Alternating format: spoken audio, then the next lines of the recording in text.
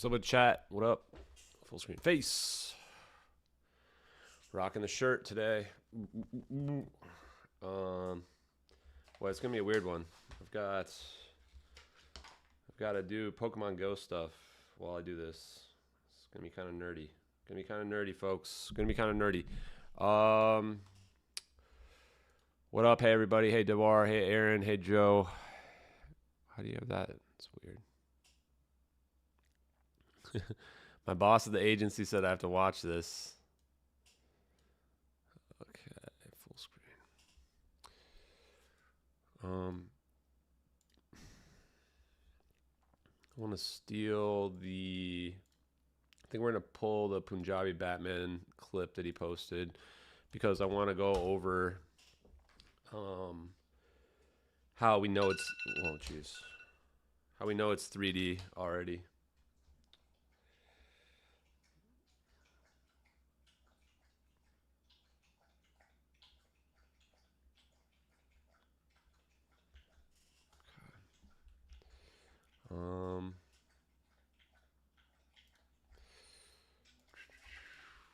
Reddit.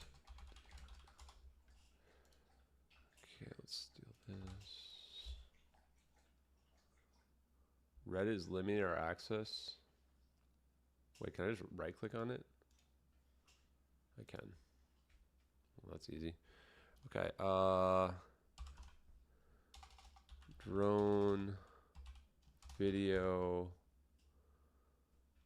3D parallax. I guess we don't need to worry about that then. Okay, guys, you want to watch it together?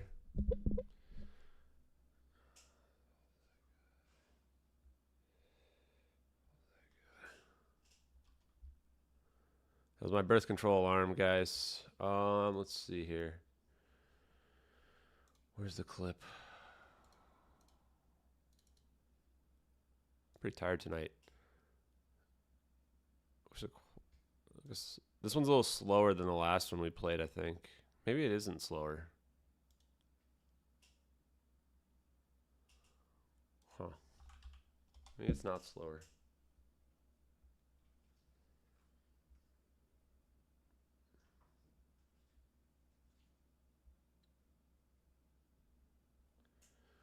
What do you guys think? What's up, fam? Yeah, well, Noel, bye, buddy. Just in case people don't know, if you troll the chat, that's your only chance. You're gone. I don't put people on timeout. I just straight up block them. You're free to move on and go do something else, Noel. You're free to move on and live your life.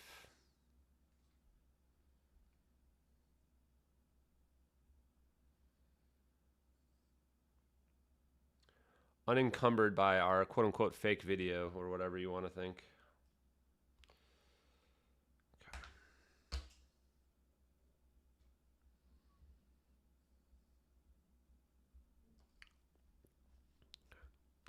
Hey, thanks, Danny. Appreciate you, bud. Appreciate you. Yeah, I was watching the aerogel stuff. I need to watch the alien scientist thing a little bit more clearly, though. I had a post prepared for this video that we were watching here. Imagine looking at this and thinking this is fake. We're looking at 3D parallax. I mean, we're looking at a drone actually flying underneath the thing here and have to manually track onto this plane. I mean, okay, man, if you think it's fake, you think it's fake. No one's going to stop you. Just don't be surprised when we haven't given up.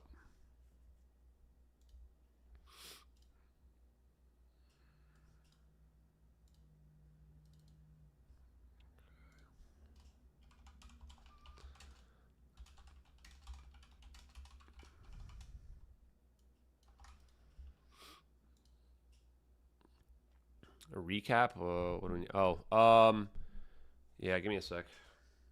So and there's a new subreddit now. The other subreddit already got banned. It only took 2 days. They banned the only moderator. So somebody made another subreddit, and they added me as a moderator, probably because they now know that it's going to get banned. Oh, it's a private community.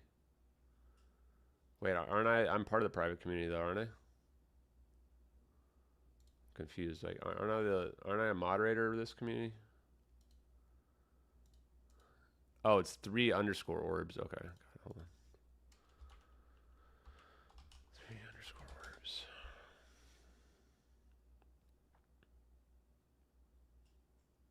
There's no post yet on it. New community. Let's see how long this one gets banned, guys. Hey, Richard. Thanks for being here, man. Appreciate it, Richard. So there's a new Reddit community. If you want to post here, we'll see how long it gets banned until it gets banned.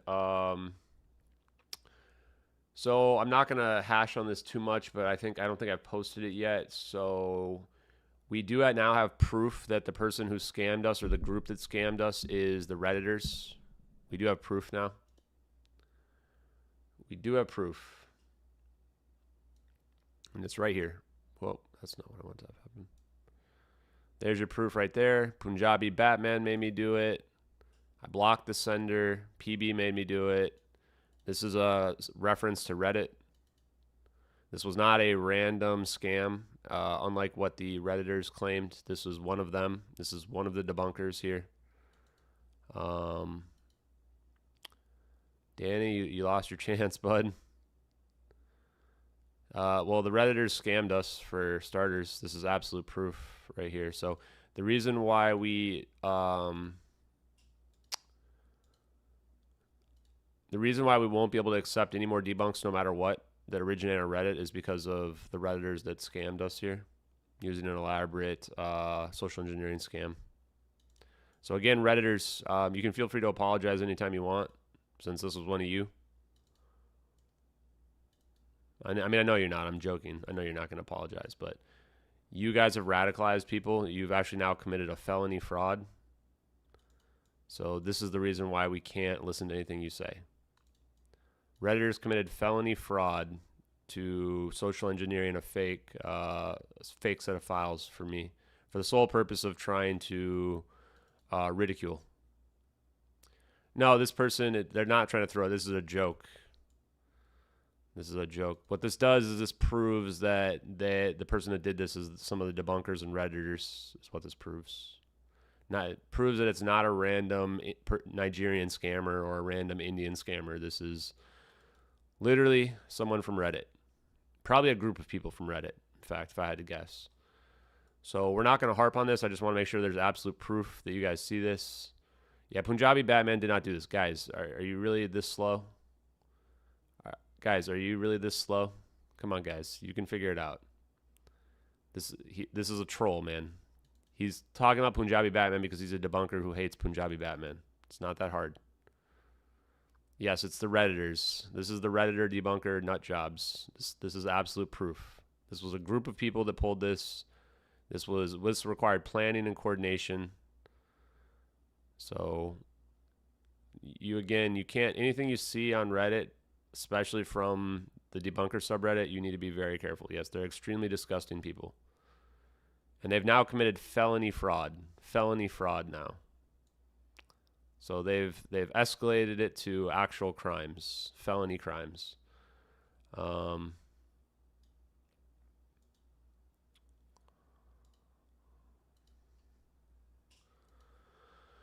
So I don't want to hear any moral high ground. No, the suicide note was actually real. The suicide note was actually real, guys. The person who lied, somebody lied about making the suicide note, but they did not. I know they did not. I'm looking at the username right now of the person that sent the suicide note. This was...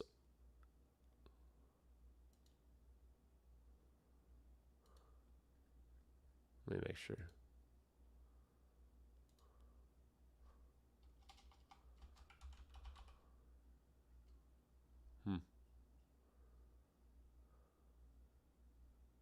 I mean, honestly, I don't know. Actually, wait, let me look here.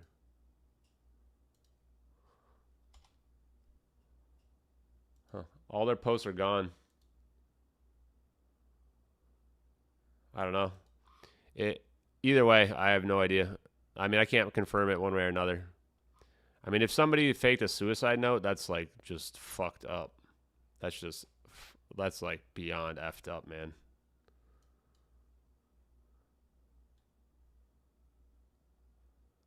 Their profile said they were a veteran, and they had a picture of their kid in their thing.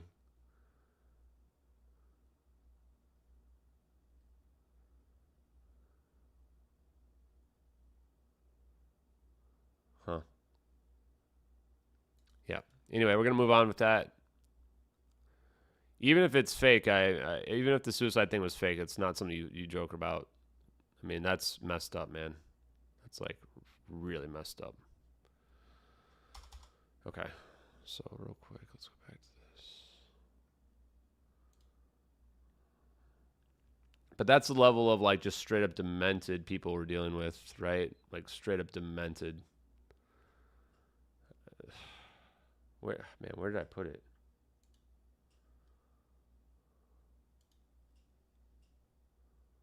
The hell? There it is. Okay. Okay, carrying on. I want to post this because it proves that this is a 3D video and you couldn't use 2D assets for it, and that it matches our other one.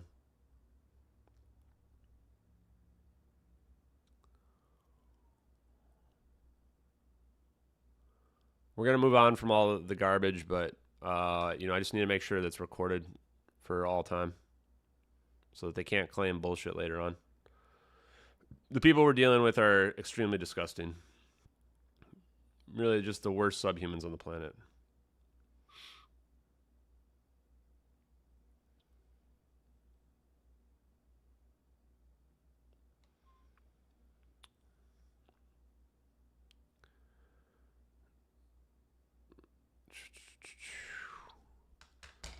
Tony, I'm not going to ban you. I'm just going to put you in timeout for an hour. 30 minutes apparently. Don't play like you're a mom in my chat. No trolling, no acting like you're a mom or a Karen. Just be a normal person.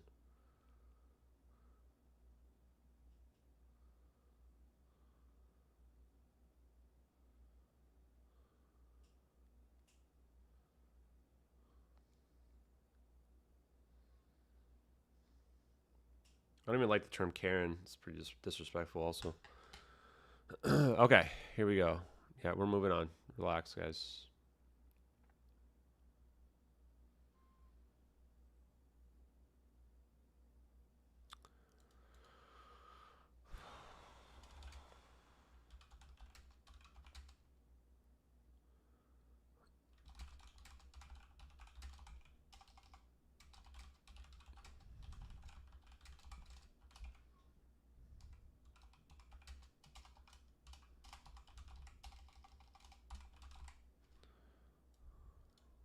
We got work we got to do, so I'm going to try to focus here, guys.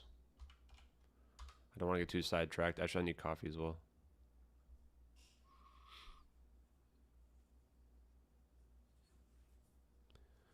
Yeah, I mean, there's just like, not even just the date. Look at what we're looking at here. You think someone faked this? Parallax 3D, accurate distortion, accurate tracking, accurate camera shake. Like, okay, who faked this? I'm filling out the details of the video. Chill.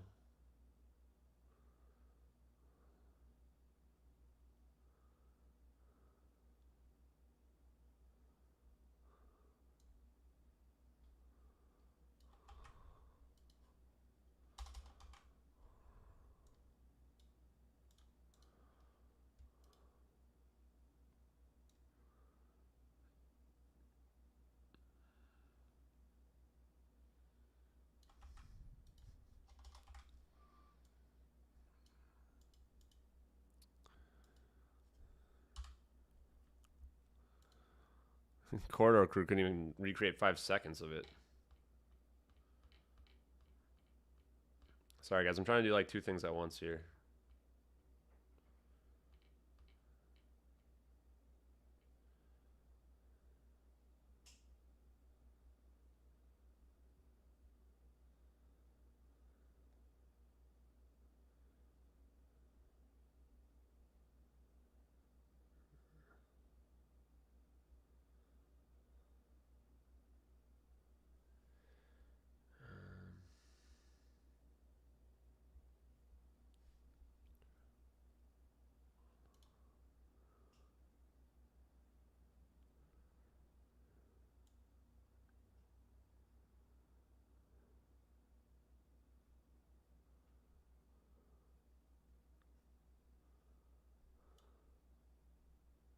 Hmm.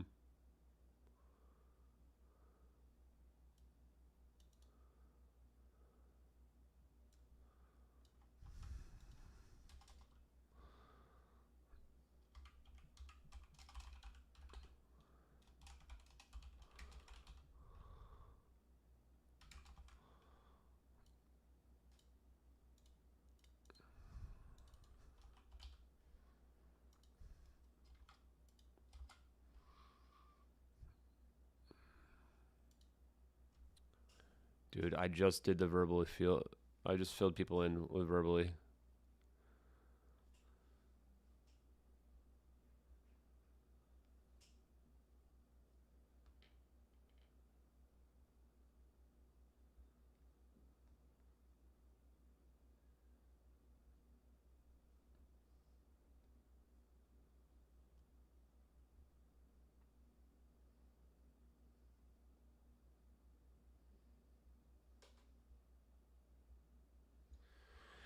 Guys, I'm involving Pokemons over here. Yeah, if it's faked by the government, guys. That's really what it comes down to. There's no random people fake this. I'm doing a drone clip here of Punjabi Batman, and then I'll probably post the full drone video right after. And we're gonna go over the Matterwave as well. There's also a new subreddit, a new subreddit. The one from yesterday has already been. The moderator got banned, and they were the only moderator, so now there's no way to keep the other subreddit alive anymore. So they made a new subreddit. I know this because they emailed me. I'd show the email, but you guys are just gonna believe me on this one. They made me moderator of this one, which I don't know if that's gonna be a good thing or a bad thing. A little concerned. Maybe I'll get my Reddit account banned. I mean, if they ban my Reddit account, it just furthers the case that Reddit's completely controlled bullshit. So maybe they won't. Maybe they will. Who cares either way?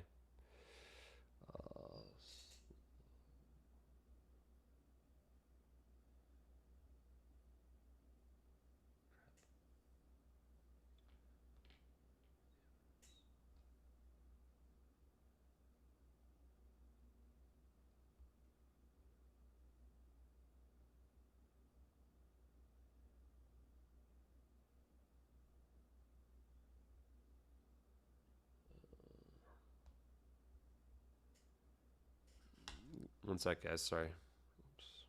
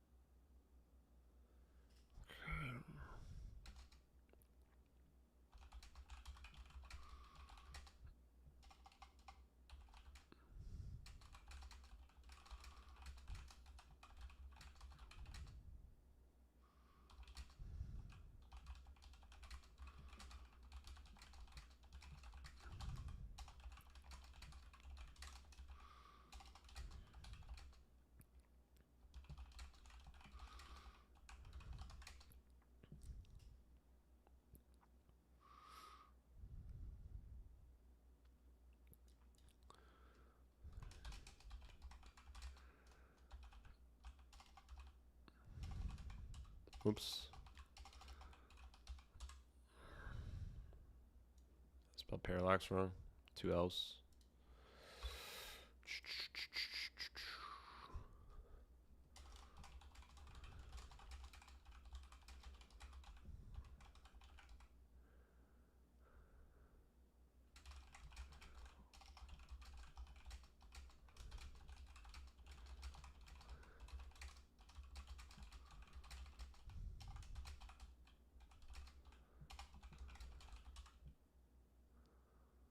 This is pretty good.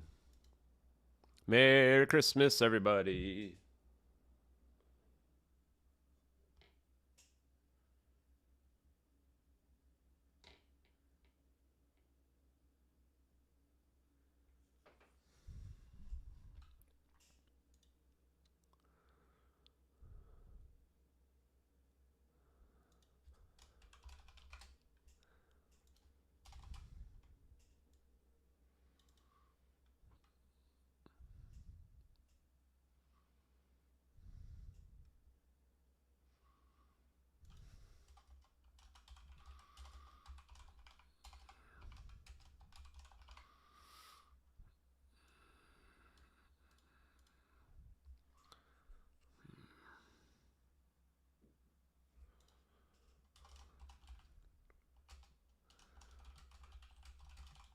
Oh yeah, I already said it's mirrored. I already said it was mirrored.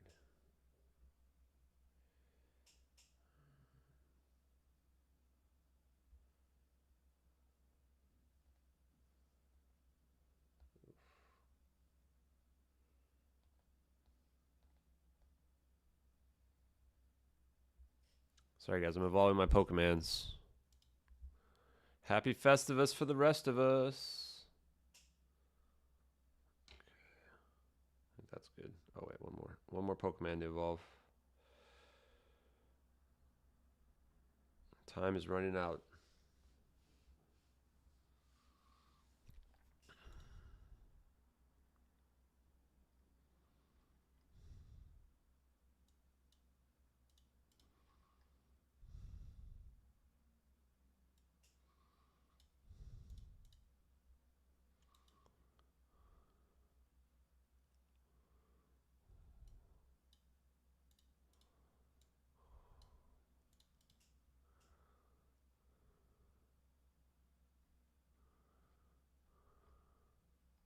I'm not even going to link to their subreddit.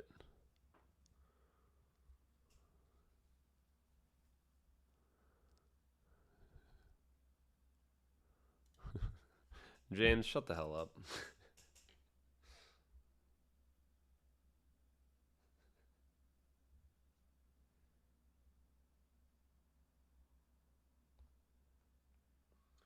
Imagine if you put 1/10 of the scrutiny you put into things you refuse to believe into the idea that somebody found some cloud pictures randomly on an obscure website.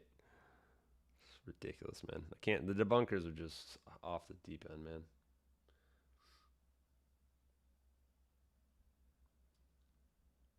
Off the deep end's not even good. Like I'm gonna have to buy like a weapon for personal protection. That's how nuts the debunkers have gotten.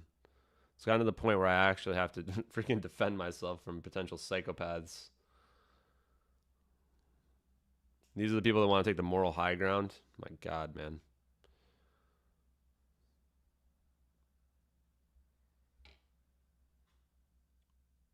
Okay. I think this is good.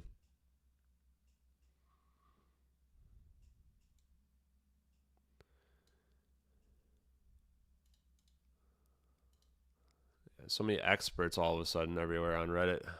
And not just Reddit, but everywhere. Yeah, sure you're not, man. James, you're from Chris Leto's community, which is the most toxic community I've ever run into. So, come on, man. I literally told Chris today that I like him. I love him. I think he's a good guy. I think he's got the best in heart, but I will not go back on his show because his community, I mean, and not like he would ask me, but his community is just the most toxic people I've ever run across. He needs to like wipe out the moderators, start over fresh, and start banning people that are just completely unhinged.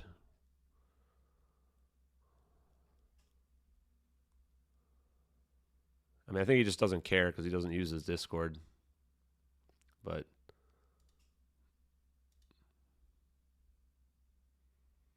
yeah. I don't really want to dig too much into the Reddit stuff, but yeah, it's the worst place ever. Punjabi Batman's the only one out there even trying to solve the mystery. He's the only one out there. I'd say like I like about 1 out of every 5 of his posts. Some of them are just too. There's not enough connection there for me. Oh, wait. Someone mentioned the Chinese hackers thing.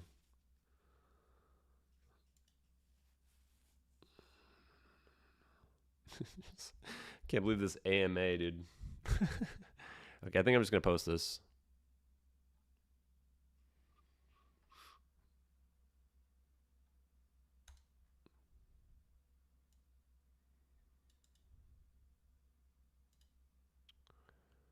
Okay, here's the drone clip.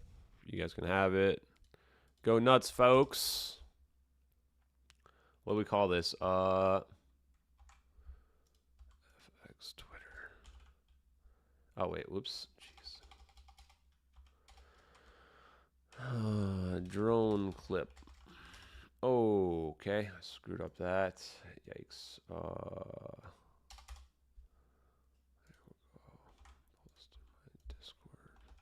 Post all the updates in my Discords. Okay, next one we are gonna do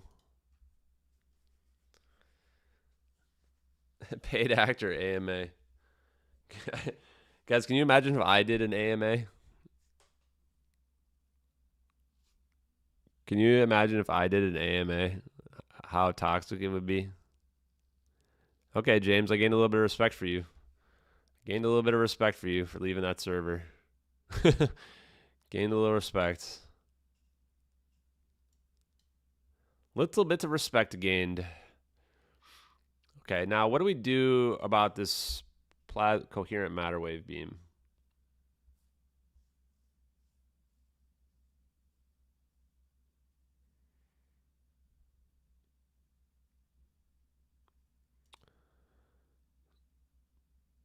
I'm trying to figure it out. What do we do about this?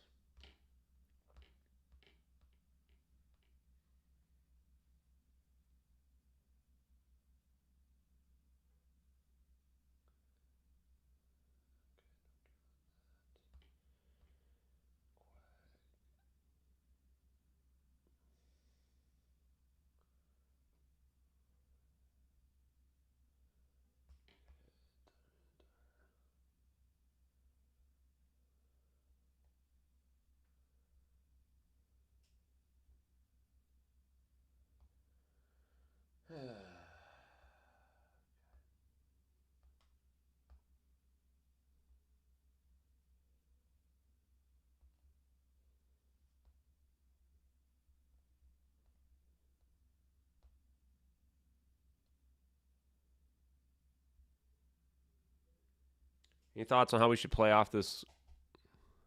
Why would you think Stephen Greer would know Edward Lynn? What?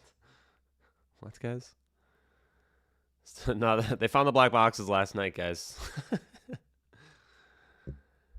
Gemma,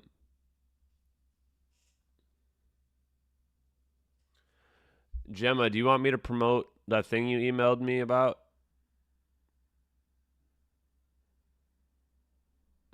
Hey, Gem Apps, do you want me to promote the thing you emailed me about?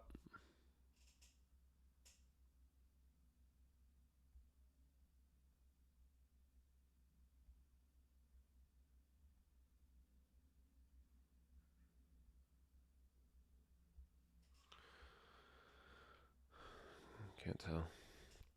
I don't think Leto's two-faced. I just think that he cares a lot what people think.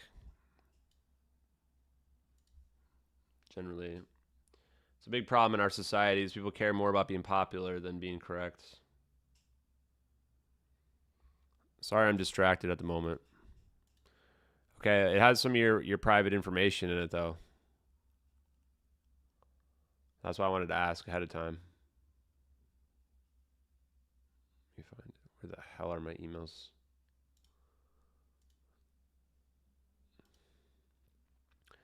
So Gemapt, in lieu of donating to me, I would prefer if people would help out people in need.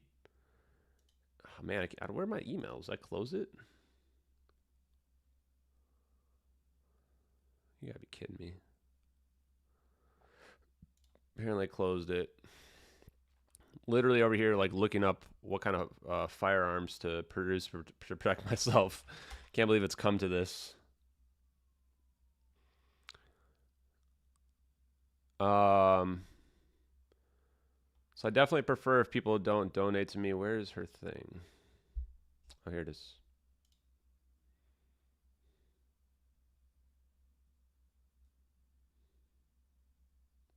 Okay, I'm going to blur out your name, Gemapt, since you put it in there.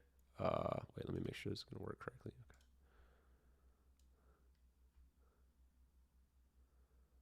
Oh, I mean, I think you actually posted this publicly, but I'm going to go ahead and post it here anyway, without your name, since this is my stream.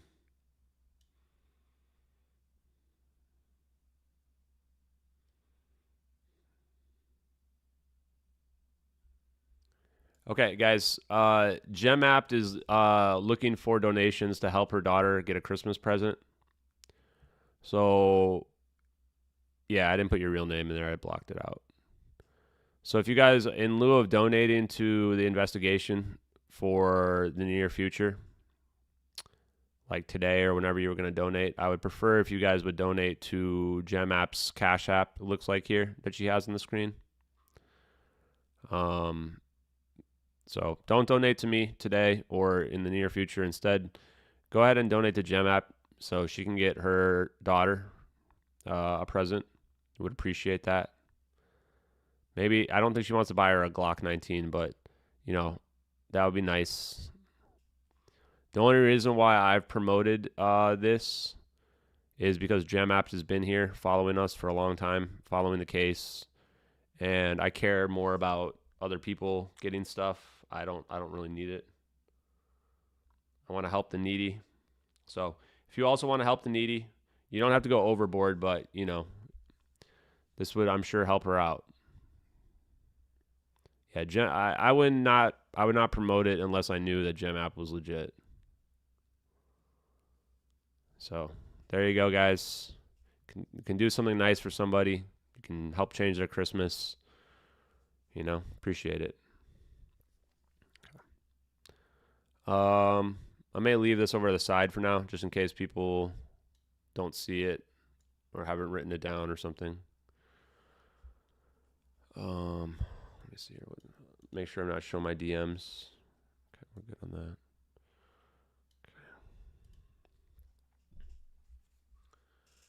Just to be clear, I'm a Chris Leto fan myself. I like Chris.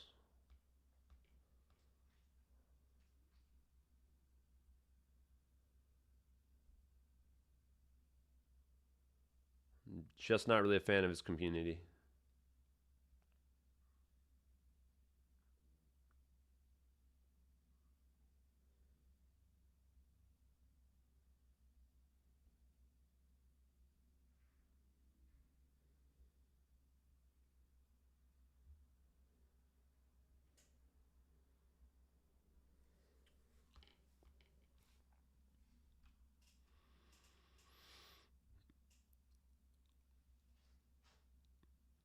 Yeah, I think that trying to call me a grifter is one of the weirdest things, considering how many real grifters there are in the UFO community. It's like people are out here like, buy my book, buy my other stuff, and I'm like, yeah, I don't know, man. I just don't know. Okay. So there you go, Gemapt. Appreciate you. I'm also donating to JK Philly fans doing a homeless thing. We may promote that a little bit later. Yeah, I think Chris just doesn't care about his community. I actually don't think Greer's a grifter anymore. The reason why I don't think that anymore, and I was buying into it before, which I probably shouldn't have, you know, so respect to Dr. Greer. I'm now thinking that he's a normal guy that has been attacked. I mean, we get called a grifter too, right? And I don't even collect money. Um, but Dr. Greer specifically said that. Yeah, we're gonna look at this. I'll leave this up here for you guys to read. He said that they were doing crowdsourcing for their projects because that way they have control over it compared to it being shut down, which doesn't surprise me. Like, yeah, the government's going to shut down anything that they don't want out there. Now, I don't know. I don't really buy into a lot of the. I don't buy into a lot of the Bijou alien stuff. It's a little too much for me, man. It's a little too much. I shouldn't laugh. Honestly. I really shouldn't. It's just a little much for me. Like I can only do so much. I can only absorb so much at the moment, guys. Yeah, it feels like Brave Traveler, they've run out of insults. It's like everything's grift. Grift this, grift that. It's like, what about, can I just like try to get the truth?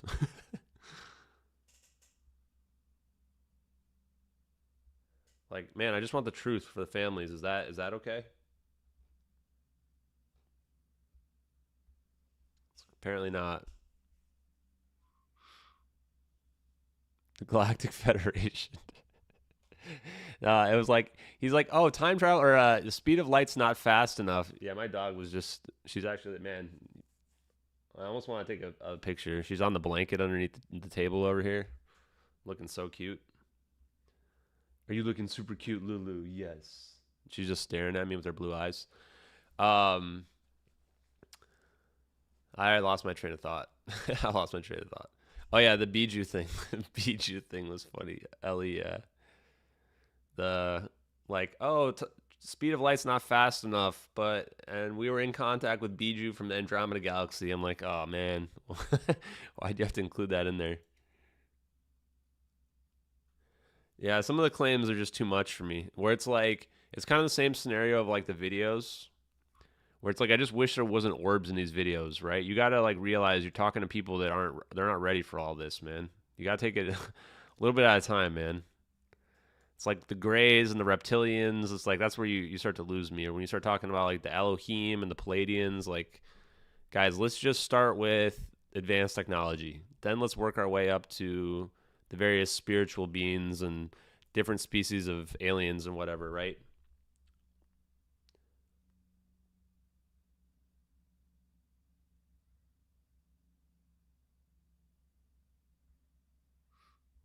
And again, I say that as somebody who's like, I'm down to believe. I just one step at a time, man.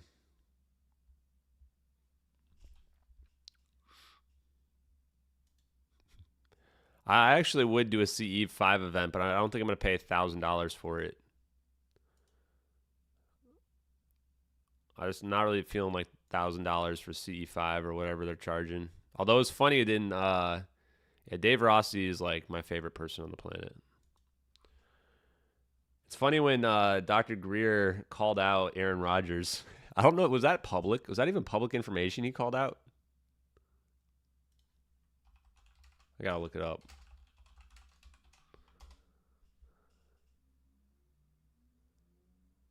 Yeah, I don't think he even. I don't even think that's public information, dude.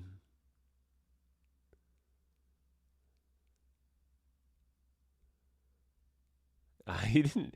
Yeah, that Aaron Rodgers thing was not public information. I just Googled it. You want another update on what's been going on? Let's see. Oh, he did talk about it. Selena Gomez as well. Jeez, man. I know Lizzo. Lizzo definitely, and oh wait, Demi Lovato. I think Demi Lovato was the one. Let's see. Well, I got a suicide note. That was pretty messed up. And now I actually don't know if it's real or not. The person that was sent me the suicide note left the Discord. They're not in the Discord anymore. So if it was a scam, that was like the most messed up thing ever.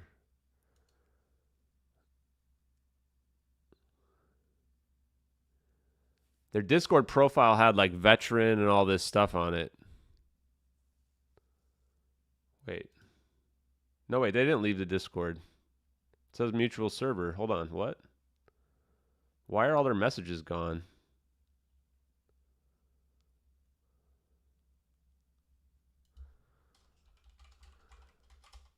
Oh, no, they didn't leave the server. What? How come I didn't find their messages?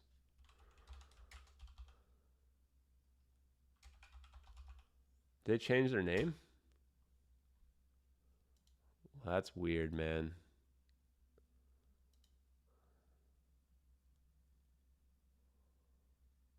Huh. Oh, maybe it's because I have streamer mode engaged. Oh, I bet you that's what's wrong. I bet you it's because I have streamer mode engaged. Why would they have deleted their message? They haven't been online. That's the weirdest part. But yeah, I got a suicide message. I don't feel super comfortable showing it, but I'm going to show it anyway just because people might think I'm lying or something. I'm not going to show their name. Oh, did everyone get the Gemmas thing? Who wants to donate? I'll show it one more time. If you want to donate to Gemma's daughter for Christmas instead of donating to me, that would be awesome. Here you go. Here's her Cash App thing if you have it. I appreciate you guys. Can I have their spot? Dude, that's dark, dude. That's dark. You don't need to take somebody's spot. Was the Don Burgess one from like a few weeks ago? Yeah, it was garbage.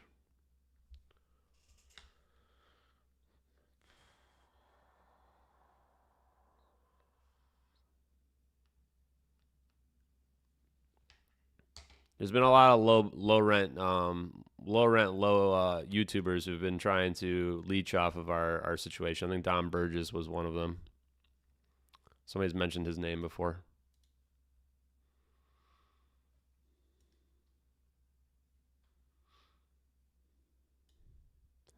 Okay, just in case, if this is a scam, then wow. I mean, I don't know. I've been getting scammed a lot, but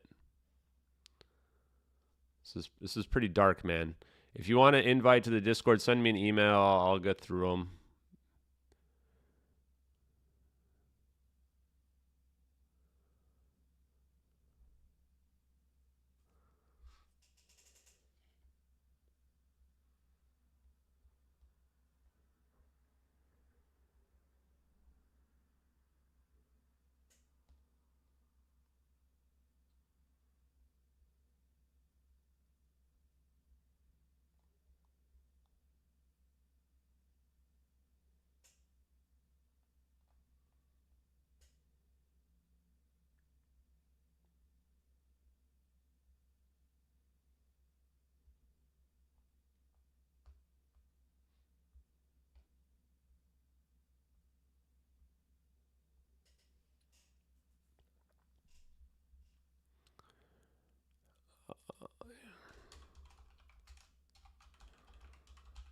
So if you do get an invite, I want to be clear, no trolling, BS stuff. We hold our community to a pretty high standard. You need to introduce yourself when you join. So this was the message I got last night while I was streaming. I didn't see it until later on. And then there's a follow-up as well, a couple more messages. Pretty damn dark, man. Pretty dark. Doesn't seem, I mean, I don't know. Anything could be a scam, I suppose, at this point. I don't know why someone would scam a suicide note.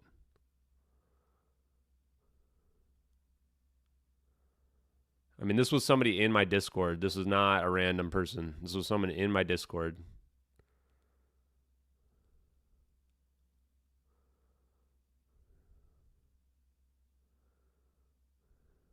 Yeah, the Don Burgess guy is just some random clown, guys. He's just some loser.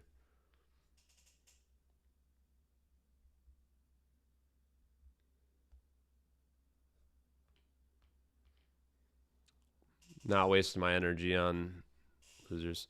Okay. Yes, this was extremely sad. This note is extremely sad. I was actually crying about this, so I hope that this was not a joke this morning. I mean, it's heartfelt. It's extremely sad. This was somebody who I checked. They had posted messages on my Discord. I looked to see if I thought they might be a scammer. From the messages on their Discord, no, that was not somebody getting me to quit. If anything, they increased my resolve and told me I should never ever stop. I looked at their messages on my Discord, and they didn't seem like a troll at all. Yeah, the trolls would do something like that for sure, but their messages on my Discord made me think that they're not a scammer. No, I mean maybe, but I can't be sure what's real anymore. Honestly, I really can't.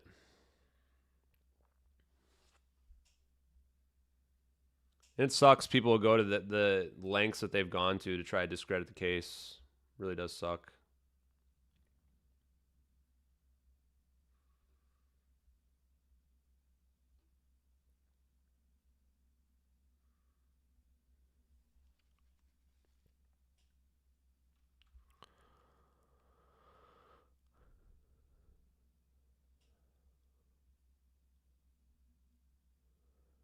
Uh, the time between those two messages was less than 10 minutes. Less than 10 minutes between those two messages. Yeah, I've heard I've never gotten a suicide note, but that one looks messed up. Next move is the Matterwave now. We're going to ignore all the bullshit. It's Matterwave time.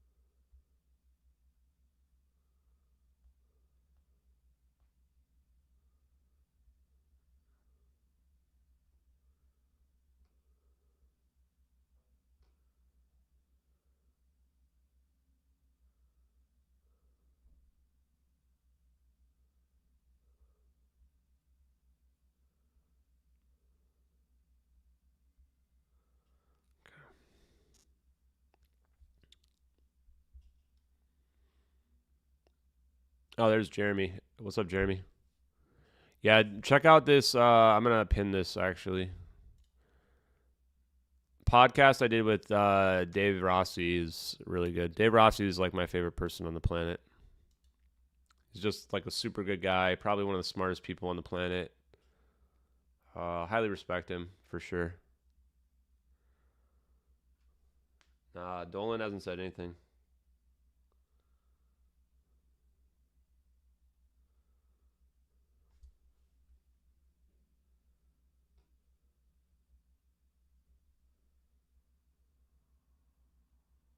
Oof.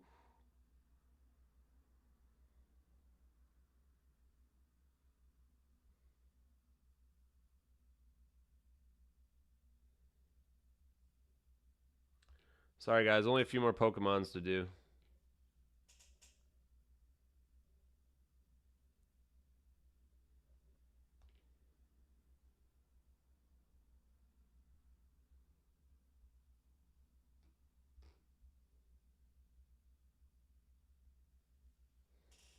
Only a few more to do. It's like the once in a year thing you do on when Pokemon where you have to like evolve your guys or something, and I've waited until like the last 30 minutes to do it. I haven't played this game in months, but I don't want to miss out. It's fear of missing out, guys. FOMO. FOMO momos. Uh-oh. How do I do the candies for this guy?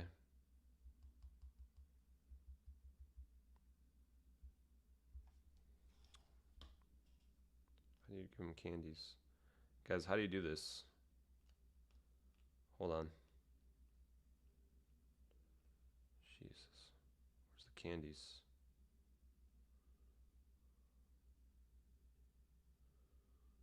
There we go. Guys, I used to be really big into Pokemon Go. I mean, I know that's extremely embarrassing, but sometimes you just gotta tell it how it is, man.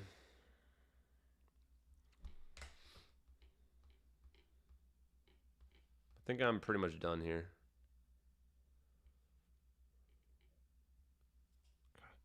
Okay, so yeah, I mean, if Dolan wants to reach out, I'll probably hit him up.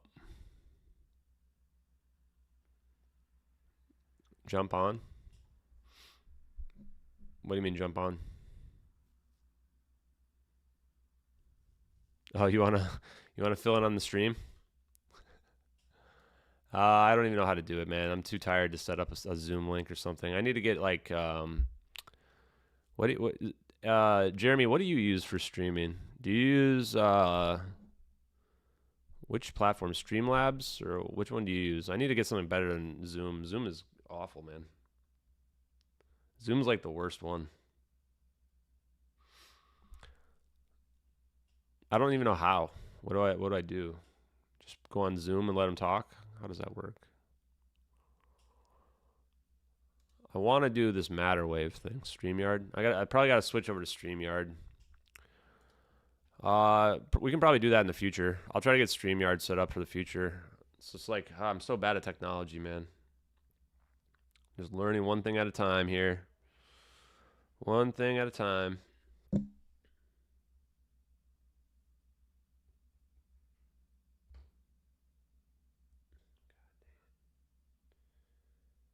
Okay. I want to do another post about this. I'm trying to figure out.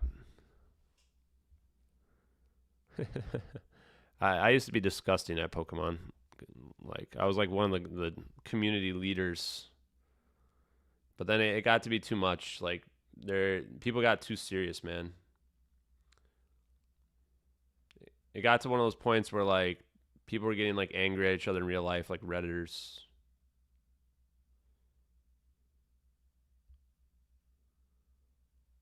Like kind of scary.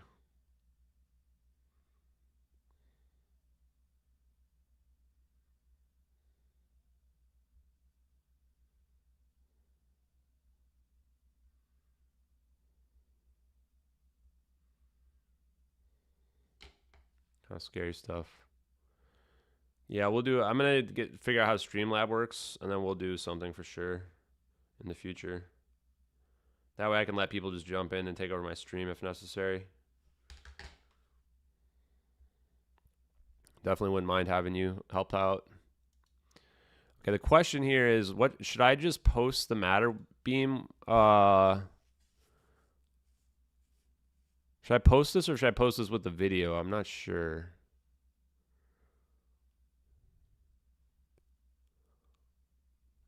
Yeah, Gemapped, actually, I think that worked. I think that fixed the camera. I changed it to high temperature.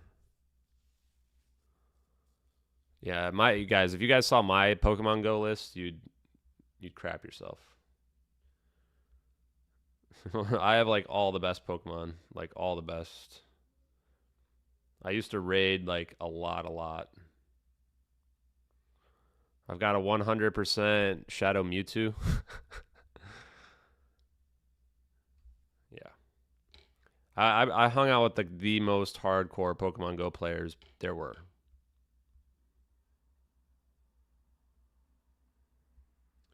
Like ones that would run like 6 different accounts. Yeah, it was pretty wild. You didn't miss anything, or not much, Haley. Welcome to the stream. And I've got a 100% shiny Groudon as well. I don't mess around.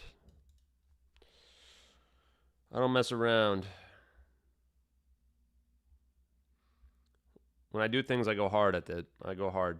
Okay, I think I'm almost done with this. Guys, what do you think we should do here with the Matter Beam Wave? Should I just post the Matter Beam Wave patent, or should I post it in conjunction with the video?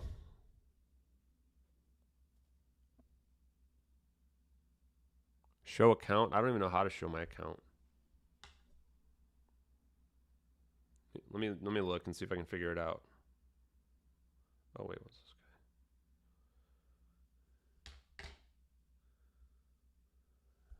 guy? People want to see my Pokemons, dude. Should I show my Pokemons in the stream? I'll show my Pokemons in the stream in a second. Since the people want to see. I might get myself banned though. I have 3 different accounts. Okay, this first one on my janky.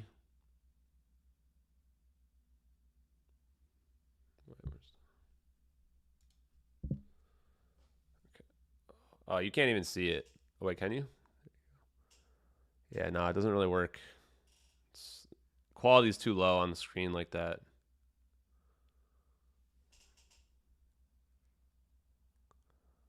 Seems good. 100% Shadow Mewtwo. Seems good. It's like literally the best Pokemon in the whole game. Okay. That's enough nerd stuff. Let's do more nerd stuff. Gotta catch 'em, orbs. I think we're just gonna post this.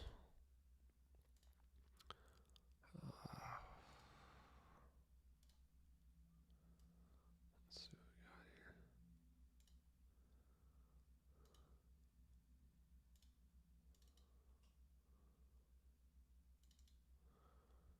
I think we're gonna post it like this. Get him on the hunt for MH370. Early on, I was in a Discord, and I said something about MH370, and people had no idea what I was talking about. And I was like, yeah, this is the wrong crowd. Wrong crowd for that. Okay, I think I've upgraded all the guys. Hold on.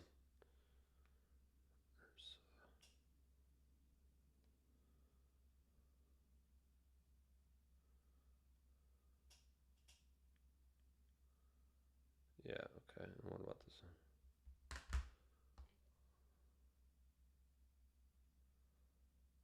Yeah, okay, that's it. That was good. That was good, folks. I think I got everything I needed.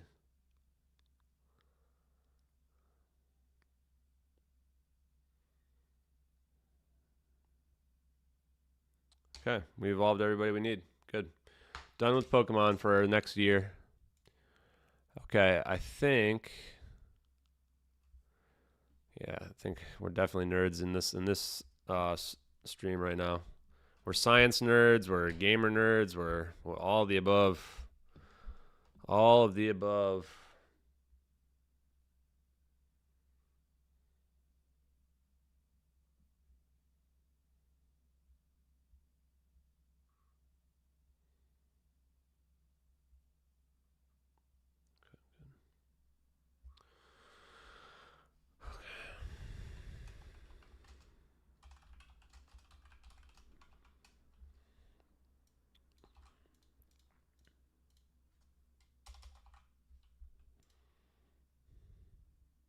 Oh.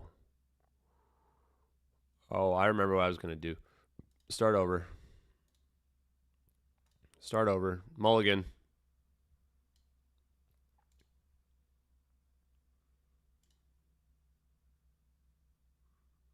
Where's Bob? There it is. Let's listen to Bob Grenier. For some reason, when I clip these, the first little bit doesn't come across. Einstein condensate are coherent matter at near absolute zero. I learnt from the Lockheed Martin 2013 paper, Systems and Methods for Creating a Coherent Matter Wave, that using an electric discharge of electrons going into some 10-micron cavities, they could produce coherent matter wave using the Aharonov bomb effect, which allows for phase synchronization and energy exchange. Okay? Challenge is, people think you can only make a Bose-Einstein condensate, a coherent matter, at near absolute zero. I learnt from the Lockheed Martin 2013 paper, Systems and Methods for Creating a Coherent Matter Wave, that using an electric discharge of electrons going into some 10-micron cavities, they could produce coherent matter wave using the Aharonov bomb effect. I'm just gonna quote this. I think the best way to go about this is just to quote it, dude. Yeah, he's legit. Which allows for phase synchronization and energy exchange. Okay? Challenge is, people think you can only make a Bose-Einstein condensate, a coherent matter, at near absolute zero.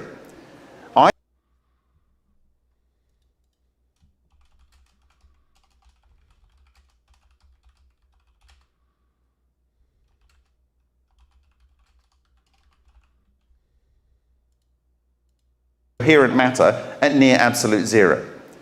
I learned to make a Bose-Einstein condensate, a coherent matter,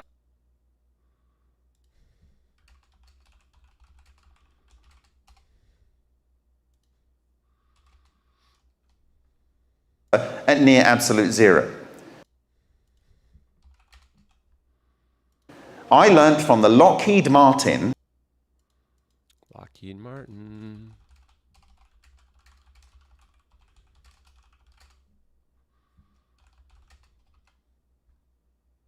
2013 paper, Systems and Methods for Creating a Coherent Matter Wave, that using an electric discharge of electrons going into some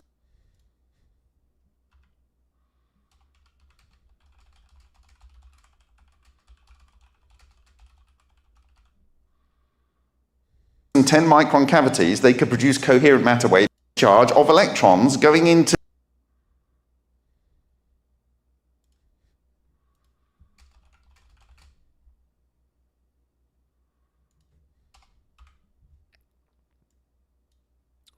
italicise all this.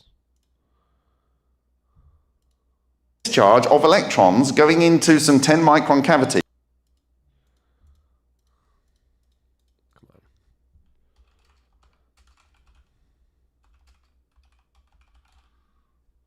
on. Micron. Mic.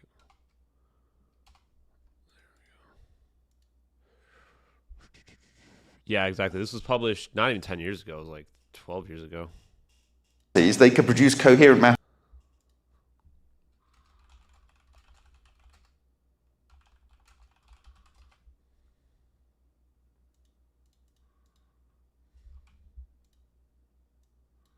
cavities, they could produce coherent matter wave using the Aharonov bomb effect, which allows That's good enough. I could say the Aharonov bomb effect, but I don't know how to spell it. for phase synchronization. Actually, we better put it in. Using the Aharonov. I'll fix the spelling.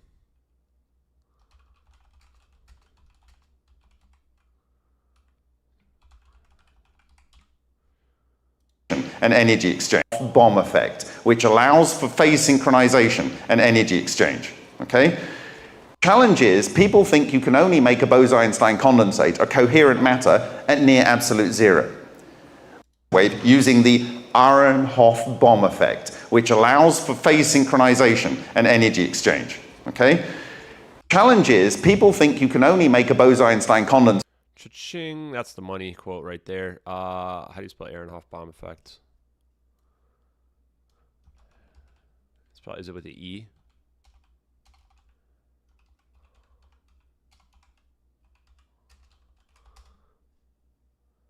Aharonov. I was close. I was really close.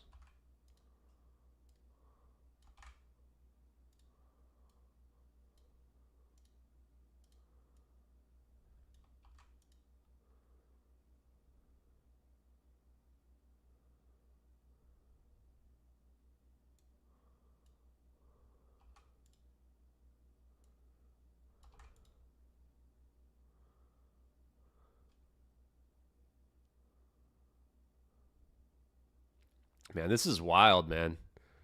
What do you think about this, Jeremy? What do you think about this, man? This paper is like the missing link, man. Coherent matter wave. We're talking about phase synchronization, the capability of creating Bose-Einstein condensate at not absolute zero. Seems wild to me. Did I spell it wrong? No, I got it. A-H-A-R. Yeah, Bose-Einstein condensate is definitely involved. This is where we were talking about turning fermions into bosons and back again. I don't even know if we have to turn them into bosons. I think we can just act like bosons. This, to me, explains the videos. This, to me, explains the videos.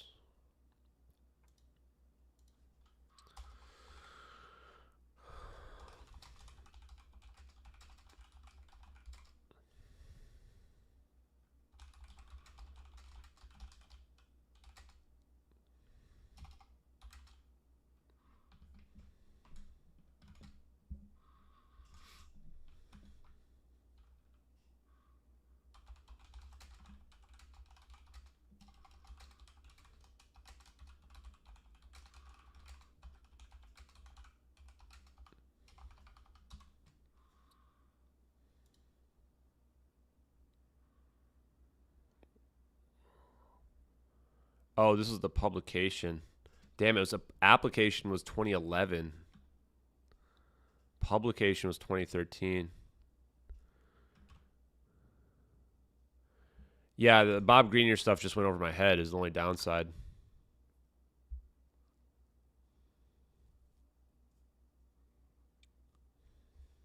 Granted in 2016.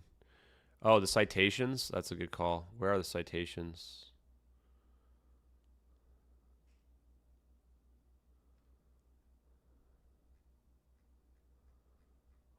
Are they down at the bottom?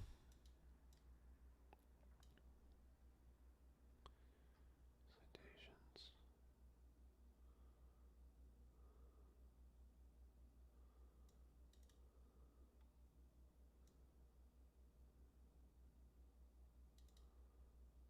Yeah, this is what we need to get down to, I think.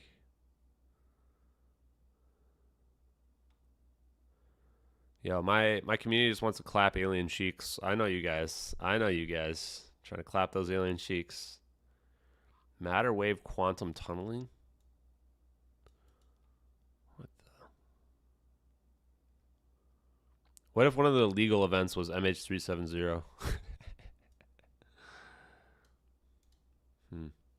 I want to know what Jeremy thinks about this. I asked Dave about this paper. Should I see what Dave said? Assuming it's appropriate.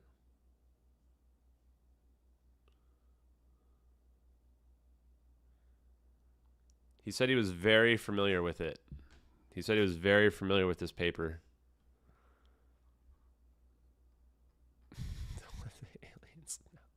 Don't let the aliens know we're trying to clap those cheeks.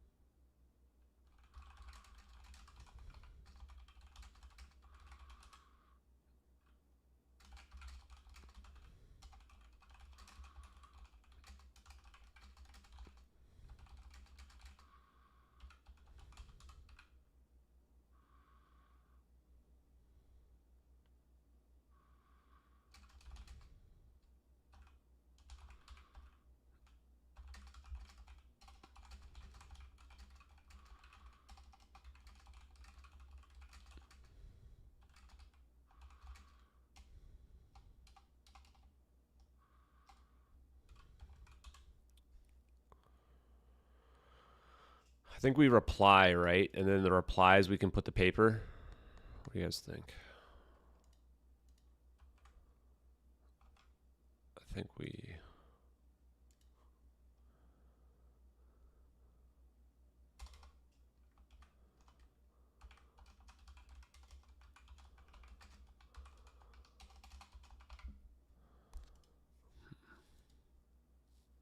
Scroll to patent section citations, 33. What if I just download PDF?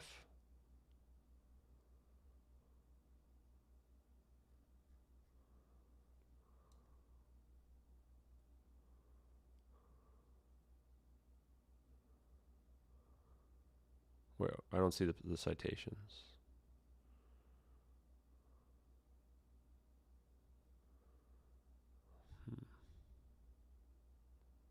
Here they are. Who is that? Amr. Which one were you thinking? Which citation?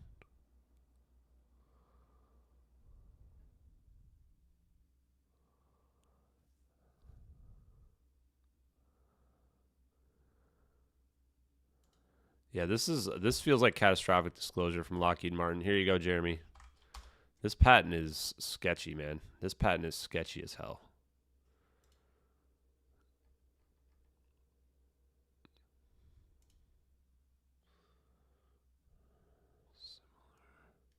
It's Lockheed freaking Martin. How is this Lockheed Martin? It's like, man, this is the missing link, man.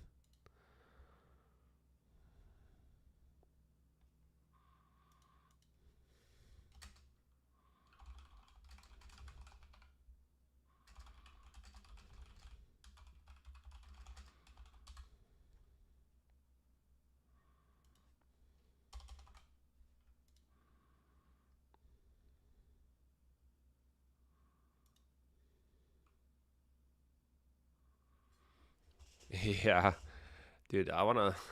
But now they have the patent, Jeremy. How are we? They've got a freaking patent on teleportation. How are we supposed to do it while they own the patent? These MFers, dude. I'm gonna upgrade this to 1080. Yeah, we're literally connecting the dots live, guys. This is just nuts.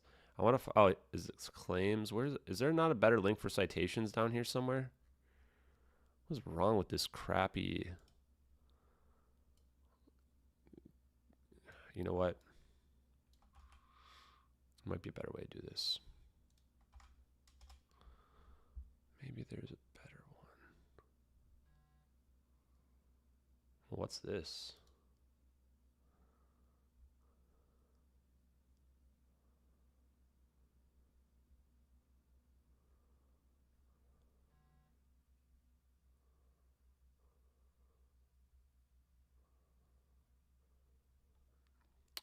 So I'll just Google.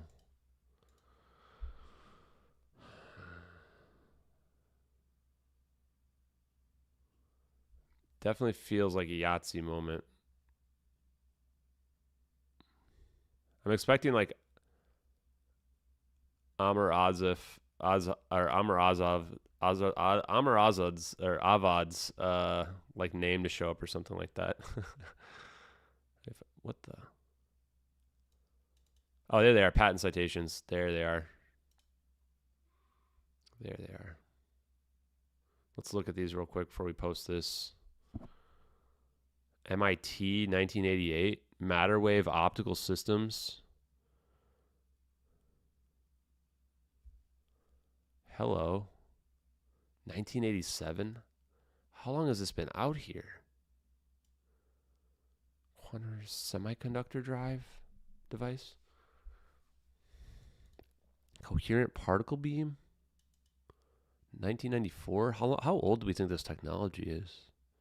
Electron wave coupling or decoupling devices and quantum interference devices. What does this one on the right mean? Publication date 2002. Device and method for generating and manipulating coherent matter waves. Max Planck. What the F?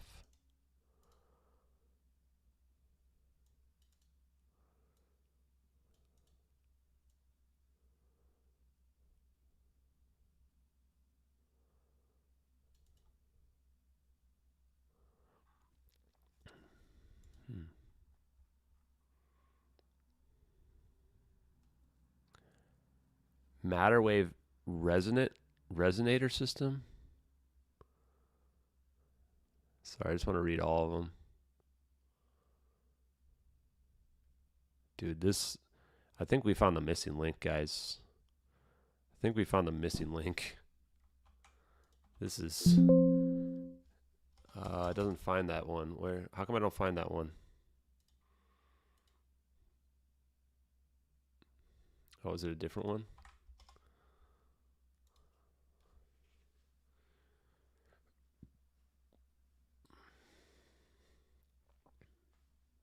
Wow.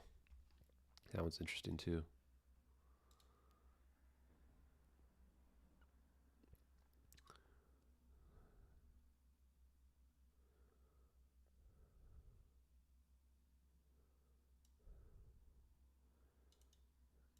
Using tangled quantum particles? Dude, what the F, man? They literally have another one for quantum entangled particles. I mean, you just add this up together and you create our orbs. Electric field guided particle accelerator. Ehrenham bomb sensor.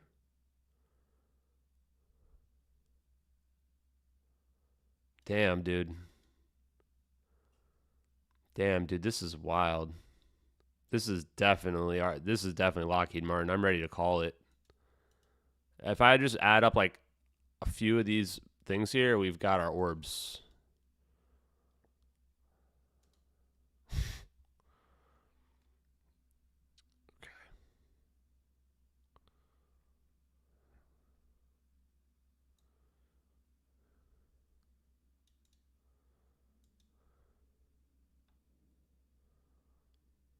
We're just posting this.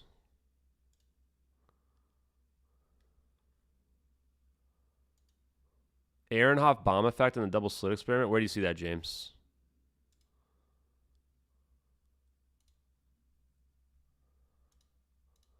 Here you guys go. Yeah, well, now we have the scientific papers to back up our stuff.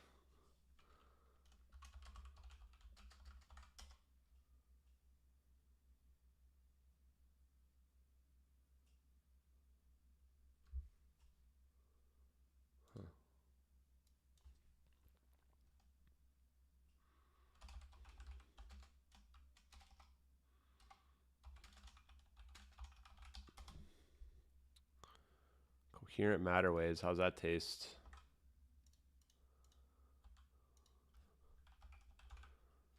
The answer to figuring this out is definitely the science. I think we might need to do a post just about Lockheed Martin. Is the U.S. Patent Office used to spread disinformation? I certainly don't think so. Go ahead and try to patent something that's nonsense and see how far you get. I'm going to close this tachyon thing. Is this our paper? Oh, yeah, that says it's our paper. What did someone say? Aharonov-Boson effect on the double slit experiment.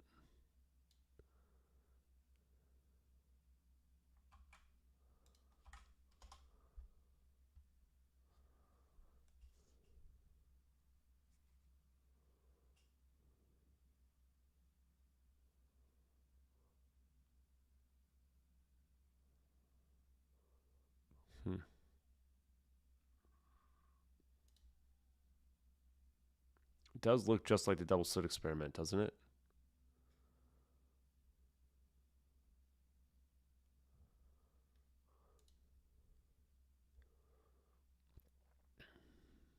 I just don't understand the significance. I'm not smart enough yet.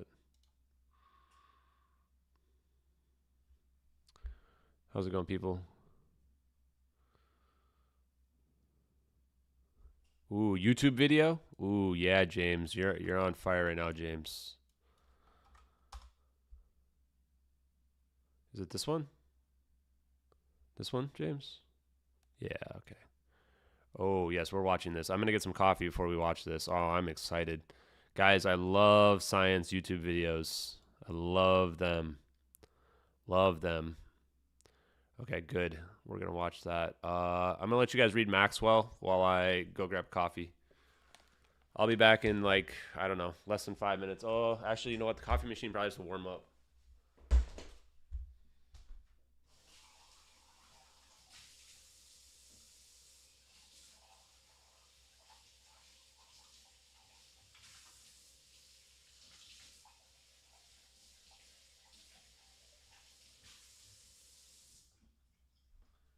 Okay, guys, I'll be right back. Don't get too excited.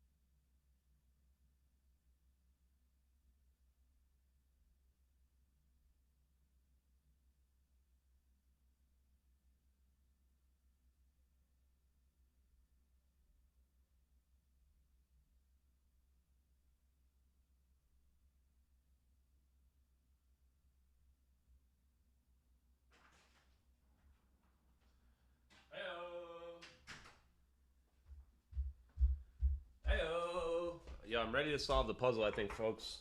What's the...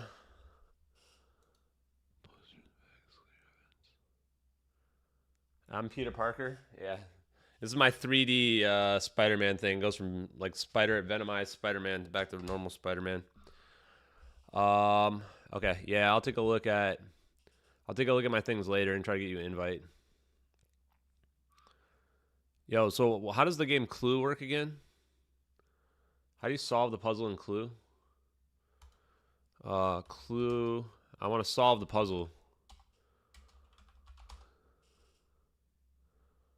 It was Lockheed Martin with the orbs in the Nicobar Islands against MH370, folks. Let's watch this video and then let's solve the puzzle.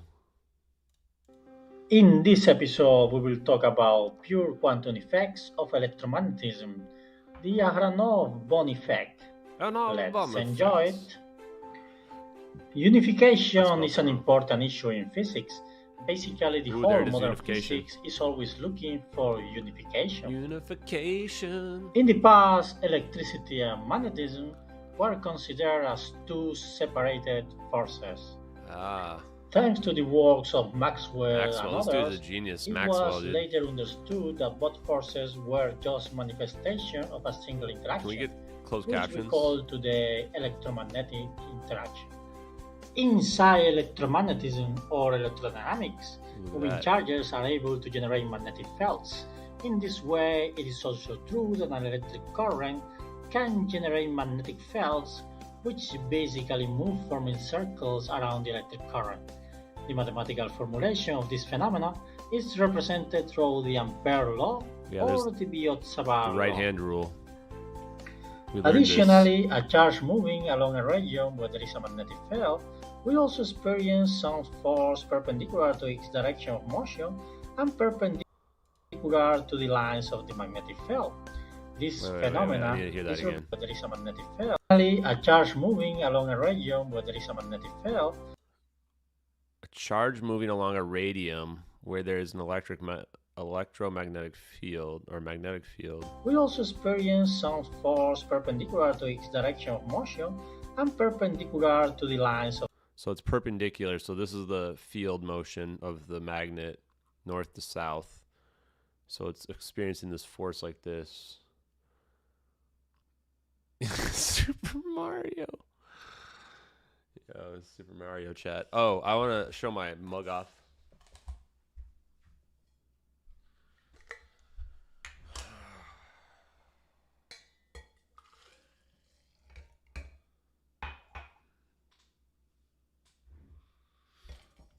That's my room 2008 mug. You guys see that? Room 2008. They sent me this. I like when the people send me stuff. It says conspiracies, paranormal, unknown.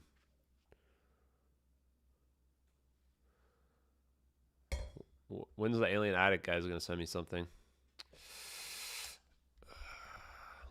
Of the magnetic field.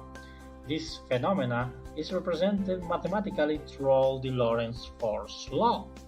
Note that if the charges in the middle of the magnetic field region don't move, then they will not experience any magnetic force. Indeed, magnetic forces are felt only when the charges are moving. When there is a group of charges moving, we then have a current. In this way, the currents also experience a magnetic force if there is a magnetic field crossing the cables transporting the current. The electric motors, for example, and other engines use the Lorentz force for transforming electric energy in kinetic energy, which will be used for practical purposes. This doesn't make sense to me. It is also well known that there are positive and negative electric charges and that they attract each other when they have opposite signs, okay, I understand this part. They repel each other when they have the same sign. I'm back, guys. I'm back. I'm following again. The law representing this phenomenon is the Coulomb law. Another interesting Where's my Yoshi? phenomena from classical electrodynamics is the fact that a change in time of a magnetic flow generates an electric current or motion of charges. This phenomena is known as the law of Faraday. Faraday's law. The law of Man, this guy's accent's killing me though. How many streams you guys do where they're just literally going through electric engineering? I don't think there's a lot. Faraday is fundamental for the operation of generators of alternate current. Basically, the electricity arriving to our homes is a natural consequence of the fact that the generators transform the kinetic energy in electric energy. Finally, for completing the scenario about classical electrodynamics, we have to mention that accelerated charges generate electromagnetic waves, which move. Okay, I can see this electromagnetic wave is going to use the right-hand rule, so that means it's going to be going this way. I got you. I'm with there. Move over the vacuum at the speed of light. Subsequently, Einstein's theory of relativity confirmed that Maxwell's theory was correct. Einstein basically realized that the symmetries of Maxwell's theory have to be translated to the laws of ordinary dynamics. Besides this, Einstein realized that one of the consequences of relativity is that a magnetic field in one frame of reference can perceive as an electric field in another frame of reference, and vice versa. Man. This is the case. I need somebody with a less harsh accent. Because both fields are just components of the same tensor field from the perspective of special relativity. If we go now from classical electrodynamics to quantum electrodynamics, at the quantum level, it has been demonstrated that the fundamental objects describing the dynamic of the particles inside the electromagnetic interaction are the potential fields, namely the vector potential, which is related to the magnetic field, and the scalar potential, which is connected to the electric field. Both fields are just components of the same quadrivector from the perspective of electrodynamics and from the perspective of special relativity. Among all the effects perceived at the quantum level, the Aharonov-Bohm effect is one of the most important ones ever. This guy's video, like, what year is this from? Like the 90s? My guy, he needs to upgrade it. However, it is an effect that demonstrates that the potential. I want more witches and warlocks to teach us. Potentials in electrodynamics have a testable physical effect at the quantum regimes. For understanding this aspect better, imagine for a moment a standard double-slit experiment with electrons. If we send the electrons one by one, then the pattern of impacts over the screen behind the slits will generate the standard interference pattern observed in waves. This means that each electron crosses both slits simultaneously in principle. Now imagine that we put a solenoid between both slits as it appears on the figure. Okay. If a current crosses it, then a magnetic field will move through the center of the solenoid. However, all the regions surrounding the solenoid will be free of any magnetic field. Yet still, the magnetic potential generating the magnetic field doesn't vanish over the same regions surrounding the solenoid. Then it comes out that there is an additional shift between the paths taken by the electrons when they cross the double slit. This extra shift is a physical effect generated by the vector potential surrounding the solenoid. In this way, the vector potential has some observable. So I think he's saying if you put a solenoid there, you can modify the way that the wave function operates. Physical effect. In summary, while at the classical level the potentials are just considered to be mathematical artifacts without any physical observable effect, at the quantum level they are physical fields which generate testable and physical effects. If you liked this video, please give us a like, share the link.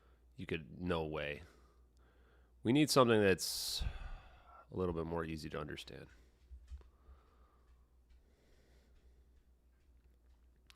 Nothing wrong with this one, but we need like the simple, yeah, we need the simple version.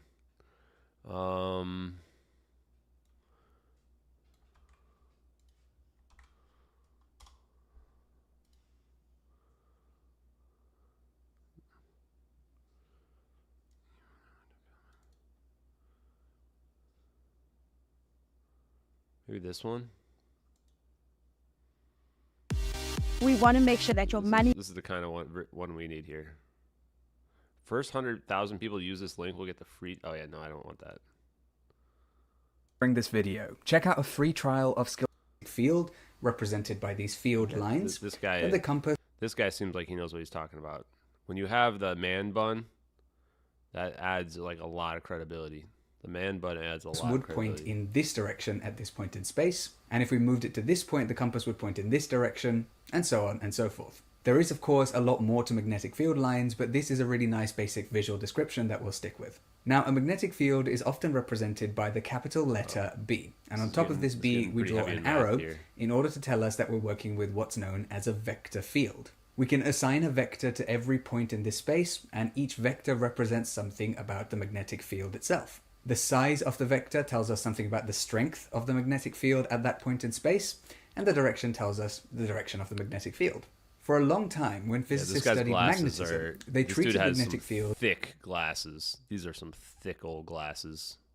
This guy might be able to see into outer space with these as very fundamental quantities of high importance. The concept of magnetic fields very clearly and concisely described how magnets interact with each other. After all, every magnetic field must be generated by some sort of magnet as well, and so the magnetic field B was included in a lot of mathematical equations that described magnetism. However, the magnetic field was not always the most mathematically convenient quantity to deal with. For more complicated scenarios, for example, where the magnetic field is not quite as simple as the one we're dealing with here, the mathematics can get very complicated and very hairy very quickly. Instead, it made a lot more sense to work with another closely related quantity that we'll look at in a second that made the mathematics a lot easier. But essentially, this quantity was defined just for convenience, no other reason. It's just to make the math simpler. Now, the quantity that we're talking about is known as the magnetic vector potential. As I mentioned earlier, it's meant to be defined for mathematical convenience.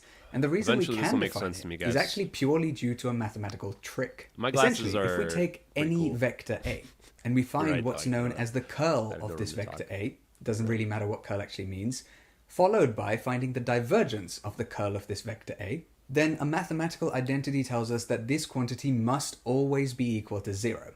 Again, just to reiterate, we don't really need to know the meaning of curl and divergence. All we need to know is that maths tells us that this quantity must always be 0 for any vector A. For more information on what this means and why this identity is true, I've made a couple of videos discussing divergence and curl in the past, and I'll also leave some useful resources in the description below. Now, interestingly, one of Maxwell's equations, which are the equations that deal with electromagnetism, tells us that the divergence of any magnetic field must always be 0. I've also made a full video about this particular equation, so check that out if you haven't seen it already. But basically, the point is that if our understanding of classical electromagnetism is correct, then the divergence of the magnetic field is always 0 for any kind of magnetic field. And the mathematical identity that we saw earlier, the divergence of the curl of any vector must be equal to 0, also can be used in this scenario. And so at this point, it might make sense for us to just define B, the magnetic field, as the curl of some vector A. And specifically, this quantity A now, we will call the magnetic vector potential. What we've done is define any magnetic field B as the curl of this other vector quantity, the magnetic vector potential. Because sometimes working with a magnetic vector potential is easier than working with a magnetic field. Now, before we go any further, I'd like to thank this video's sponsor, Skillshare. No.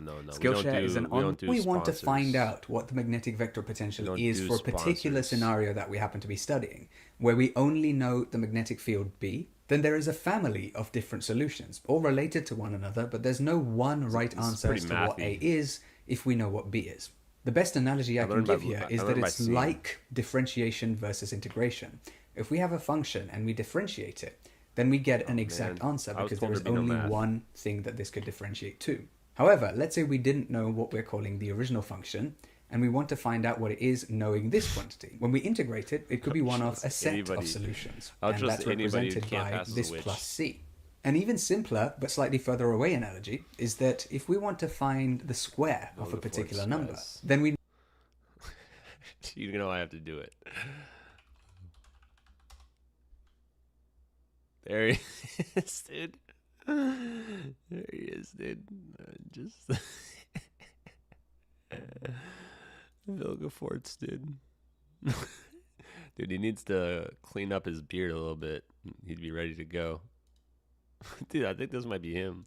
He needs to wear some more eyeshadow as well. Eyeliner. If you get some eyeliner, my dude's ready to go. We know that there's only one possible solution.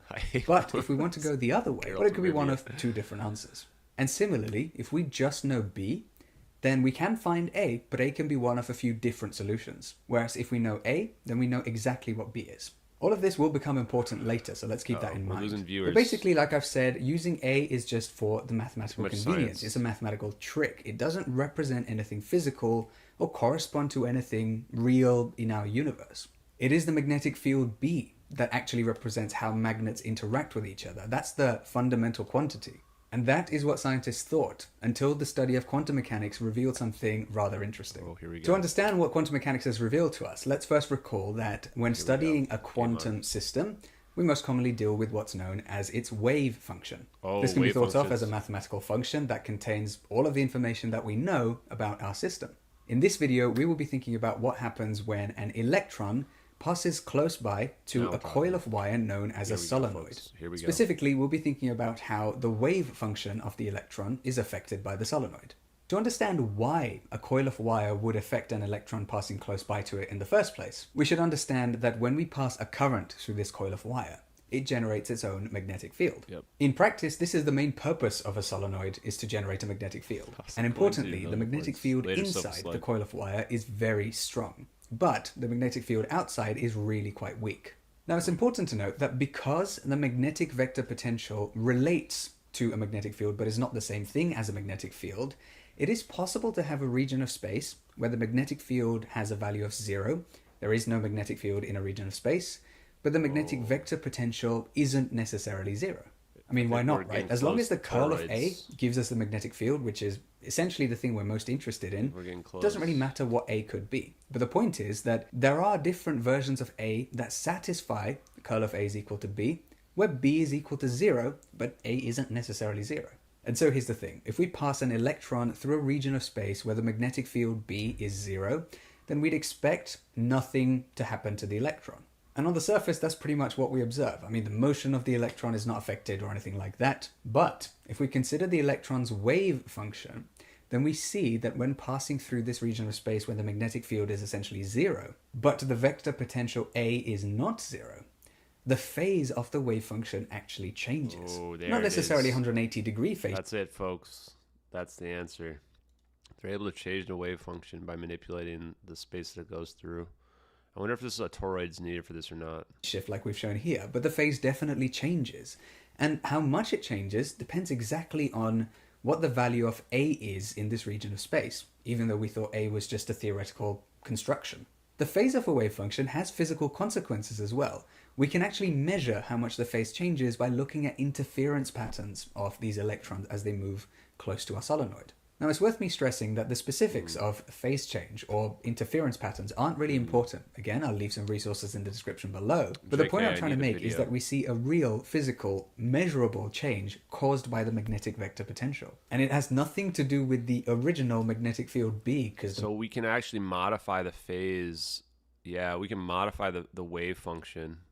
So what you would do then is you get then we're trying to do is get them in sync, right? Once we get the waves, I wonder if this is what the orbs are doing. Magnetic field strength in this region. I wonder what this is what the orbs are doing. Is this what the orbs are doing? Are they manipulating the wave functions of the electrons around the plane, causing a phase shift?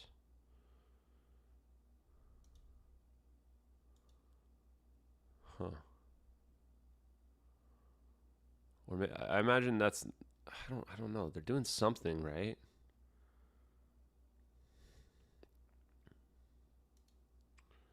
this part.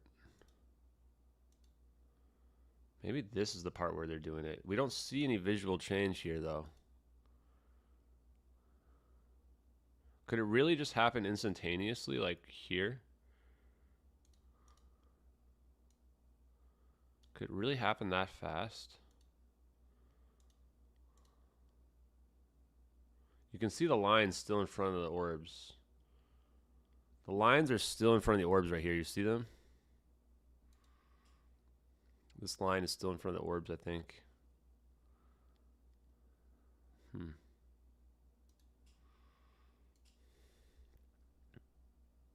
What do you guys think? Causing resonance?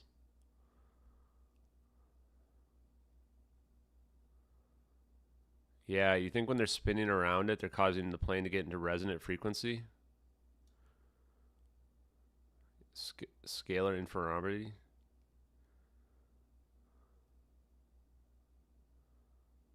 Yeah.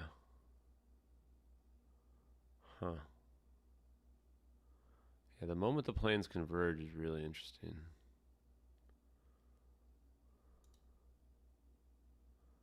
There definitely feels like electric engineering is at play here. Man, I wonder how, like, looking at this in real time, it's crazy how fast it happens in real time.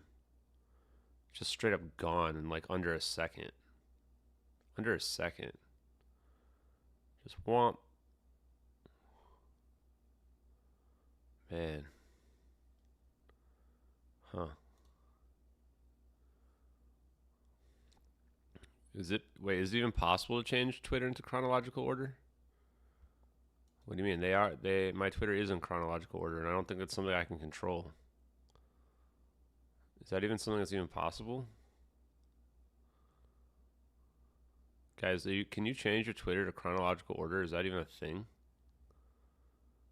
Pretty sure Twitter only works one way. Of space is zero. What we've just discussed is known as the Aharonov-Bohm effect. And what this effect is suggesting to us is that magnetic fields, and similarly electric fields, are not the fundamental quantity that we should be talking about. Really, we should be thinking about their potentials, whether that's the magnetic vector potential or electric scalar potential. Because it looks like those are the things that relate to something physical in our universe, something that causes a measurable change.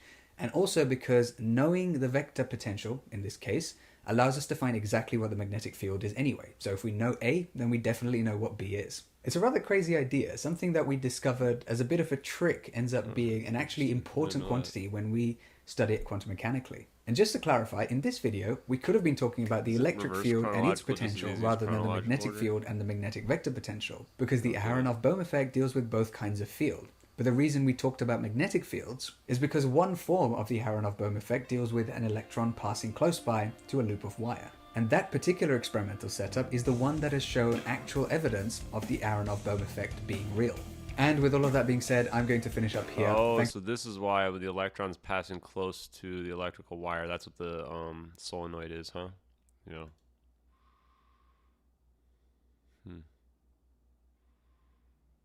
There's no well cone or signature.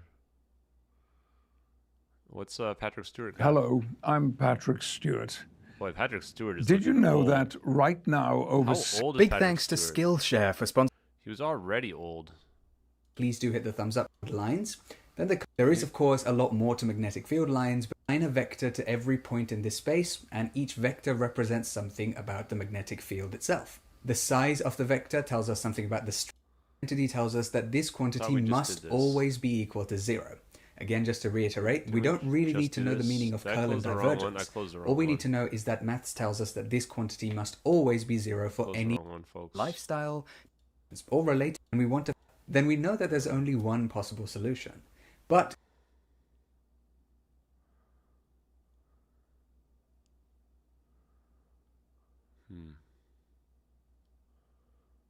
Can't do everything tonight. Sir Patrick Stewart, how about vacuum permittivities, zivities?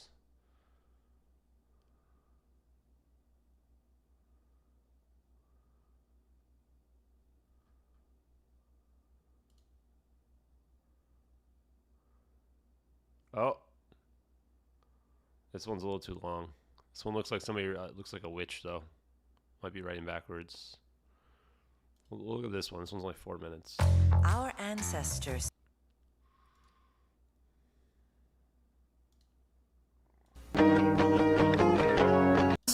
Out of 3 layers, 2 layers of Reynolds wrap, which are good conductors, and then 1 layer of plastic wrap in the middle, which has a higher permittivity. And so in order to make this work and make it a little bit more portable, I rolled the whole thing up, and so it looks like that. If you look at a real capacitor, it's going to be rolled up, but it's essentially the same thing. You have conductors on either side, and then something insulative in the middle. And so let's look at this video for just a second. Right now I'm hooking up my capacitor to a multimeter, and you can see that there's no electric charge on the inside. Now I'm connecting it to a couple of batteries, so I'm adding charge now to the capacitor, and now I'm going to hook it up to the multimeter, and you can see that the charge increased really quickly. And so I had stored charge in just this little amount of Reynolds wrap and plastic wrap. You can see it's kind of discharging now. And so what is permittivity? Well, if you have an electric field like this, matter has an ability to resist that electric field, and that resistance to an electric field is called its permittivity. And so the permittivity of free space would be the resistance offered by just a vacuum between those 2 conducting plates. And so that's a constant value that we can compare. I haven't seen Project Unity's video. What is it? What is Project Unity's recent video? Compare other materials to. And so if we have other materials, their permittivity is based on their structure. So their atomic or molecular structure is going to be variable. And as we vary the permittivity, we can make a capacitor that is more or less efficient. And so let's look at a real basic capacitor, and that'll show you the elements of capacitance. This is what they look like today. So if we zoom in like this, what you have are 2 conducting plates on either side. So those are connected with wires. And then in the middle, we have a dielectric. And so that's going to be an insulator. It's something that we can resist that electric field forming in that capacitor. And so if we look at basic free space permittivity, so what we would have in the middle now is going to be just a vacuum. And so what we do is as we hook it up to voltage, you're going to see that there's an electric field across that gap. And that's the free space permittivity, or sometimes we refer to it as the dielectric constant. And so for a vacuum, it's going to be 1. Air is going to be slightly higher than 1, but it's going to be pretty close to 1. And so what happens when we add a dielectric in the middle? When we add an insulator in the middle, well, that's going to be made of atoms, and atoms are made up of protons and electrons. And what happens is as that field moves through the dielectric, what it does is it shifts the electrons. So the electrons are actually being shifted, in this case, to the left. And that creates an opposite field, which cancels out that electric field. And so if you add a dielectric between these 2 conducting plates, what you're doing is resisting that electric field. And what that does is build up a charge on either side. And that's how we're storing that energy. And so we now see that we have a dielectric constant that's going to be higher than our constant, which was 1. And so if we look at this PHET simulation, we have a capacitor here in the middle, and so we're going to add a little bit of voltage to it. And you can see that charge is starting to build up on both sides of that plate. Now if we take a dielectric and slide it in the middle, well, this dielectric is just free space, and so you can see that it didn't change the capacitance. But if I start to increase the permittivity, watch what happens to the charge on the plates. So now we're at 2. I'm going to make these CCs go away. And now we're at 3, and now we're at 4. You can see charge is building up on the plate. And each material, Teflon 2.1, paper 3.5, glass 4.7, is going to have a different constant. And if I pull that dielectric out, then our capacitance drops down to 0. And so did you learn that electric permittivity increases resistance in the electric field? We can use it to make a capacitor, which could be made simply out of Reynolds wrap and plastic wrap. I hope so, and I hope that was helpful. Guess that was helpful. Why was the video mirrored?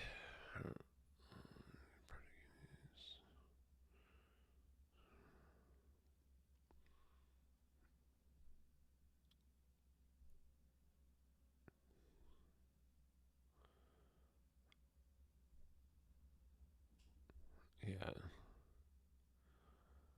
Project Unity's paper reads like Kamala Harris' speech. Okay, well now you guys got me interested.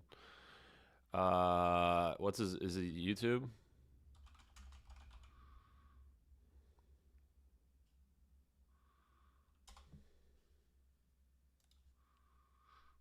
Is this him? There's something beyond this.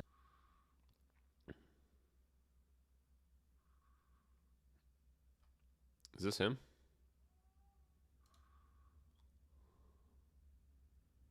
Yeah, it's him.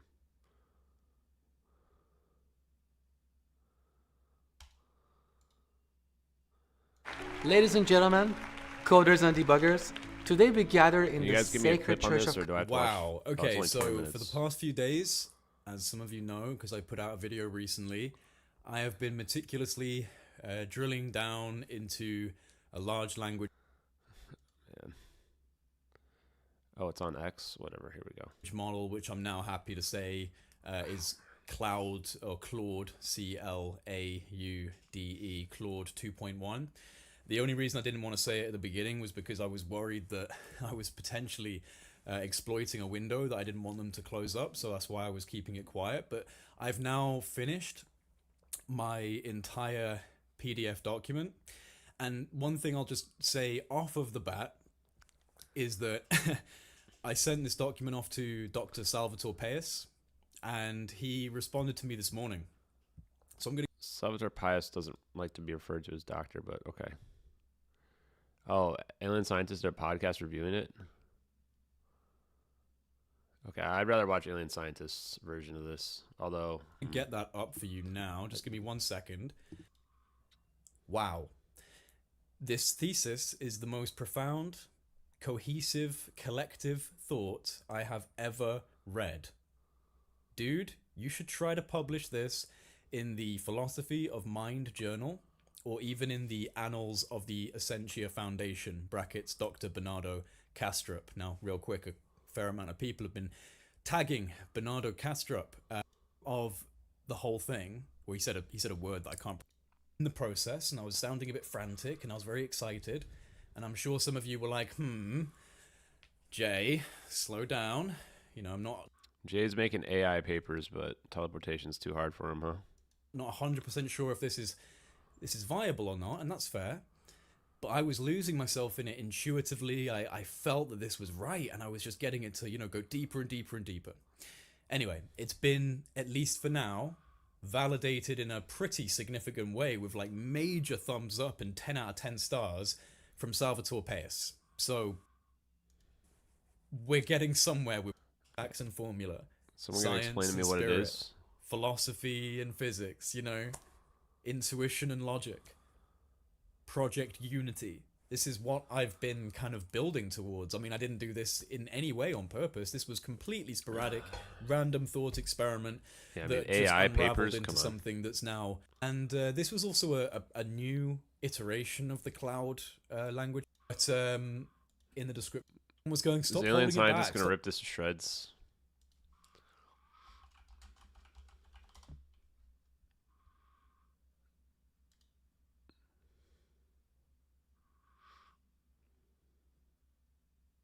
Oh, he was streaming an hour ago?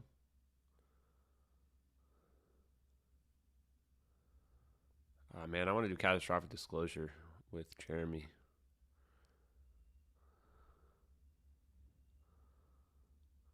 Where is it?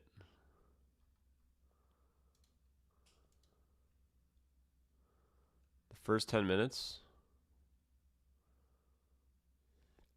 Yeah, I'm telling you, he needs to do more of this stuff.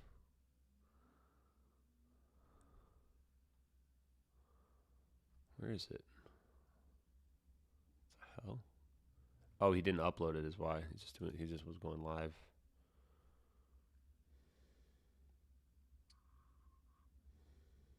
It's this one? What's up? We are here Yo, there at he is. Catastrophic Disclosure Live. Jeremy. Number 5. Jeremy needs to get a better camera though. And I wanted to talk a little bit about is this maximum quality? This guy. Oh, no, it's me. It's my fault.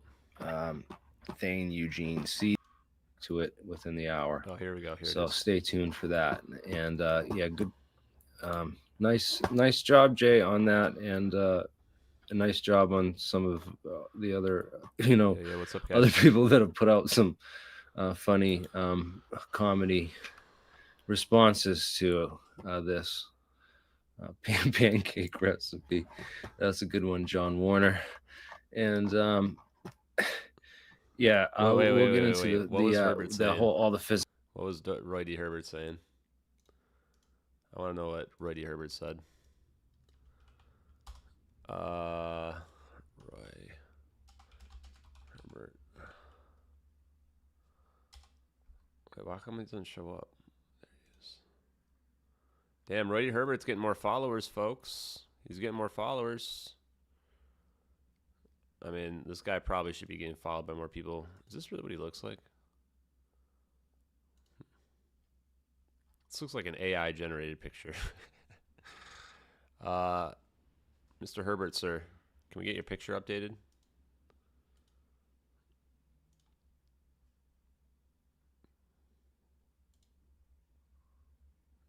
You know, and we need more than this. This is like a 10-minute YouTube video. We need to do a little bit more, my man. We got to work on his social media presence. Where was he posted?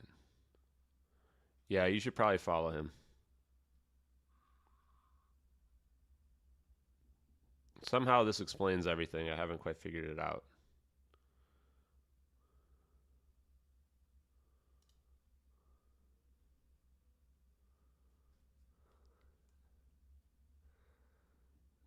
I just like everything he says.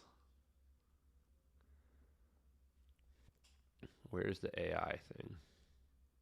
He was busy today.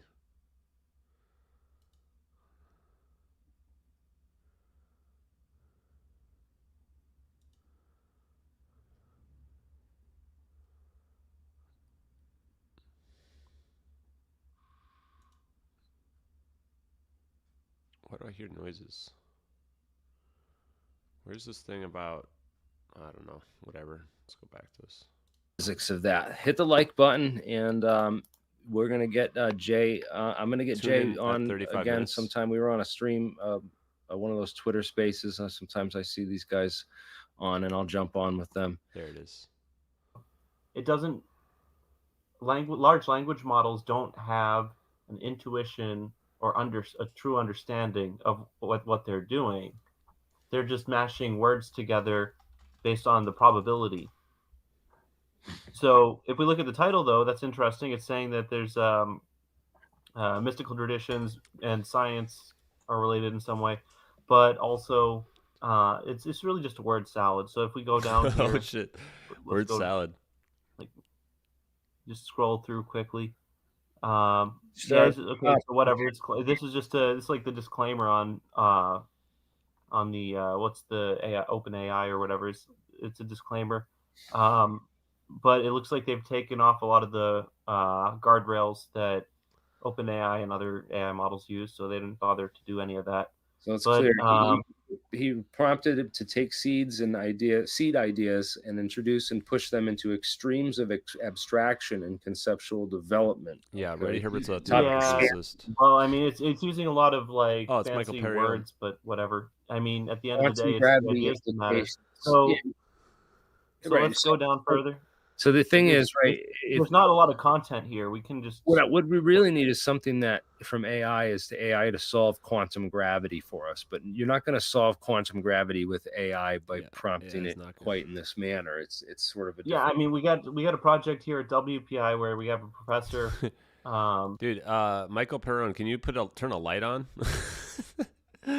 Dude, turn a light on if you're going to stream. My man's streaming in the dark over here. He's streaming in the dark. Even I have to turn the light on. Bro, a ring light's only $15. Just buy a ring light.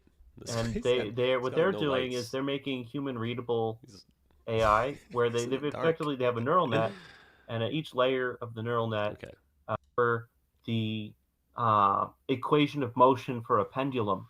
But that model was able to discover the equation of motion for a pendulum in about 3 minutes.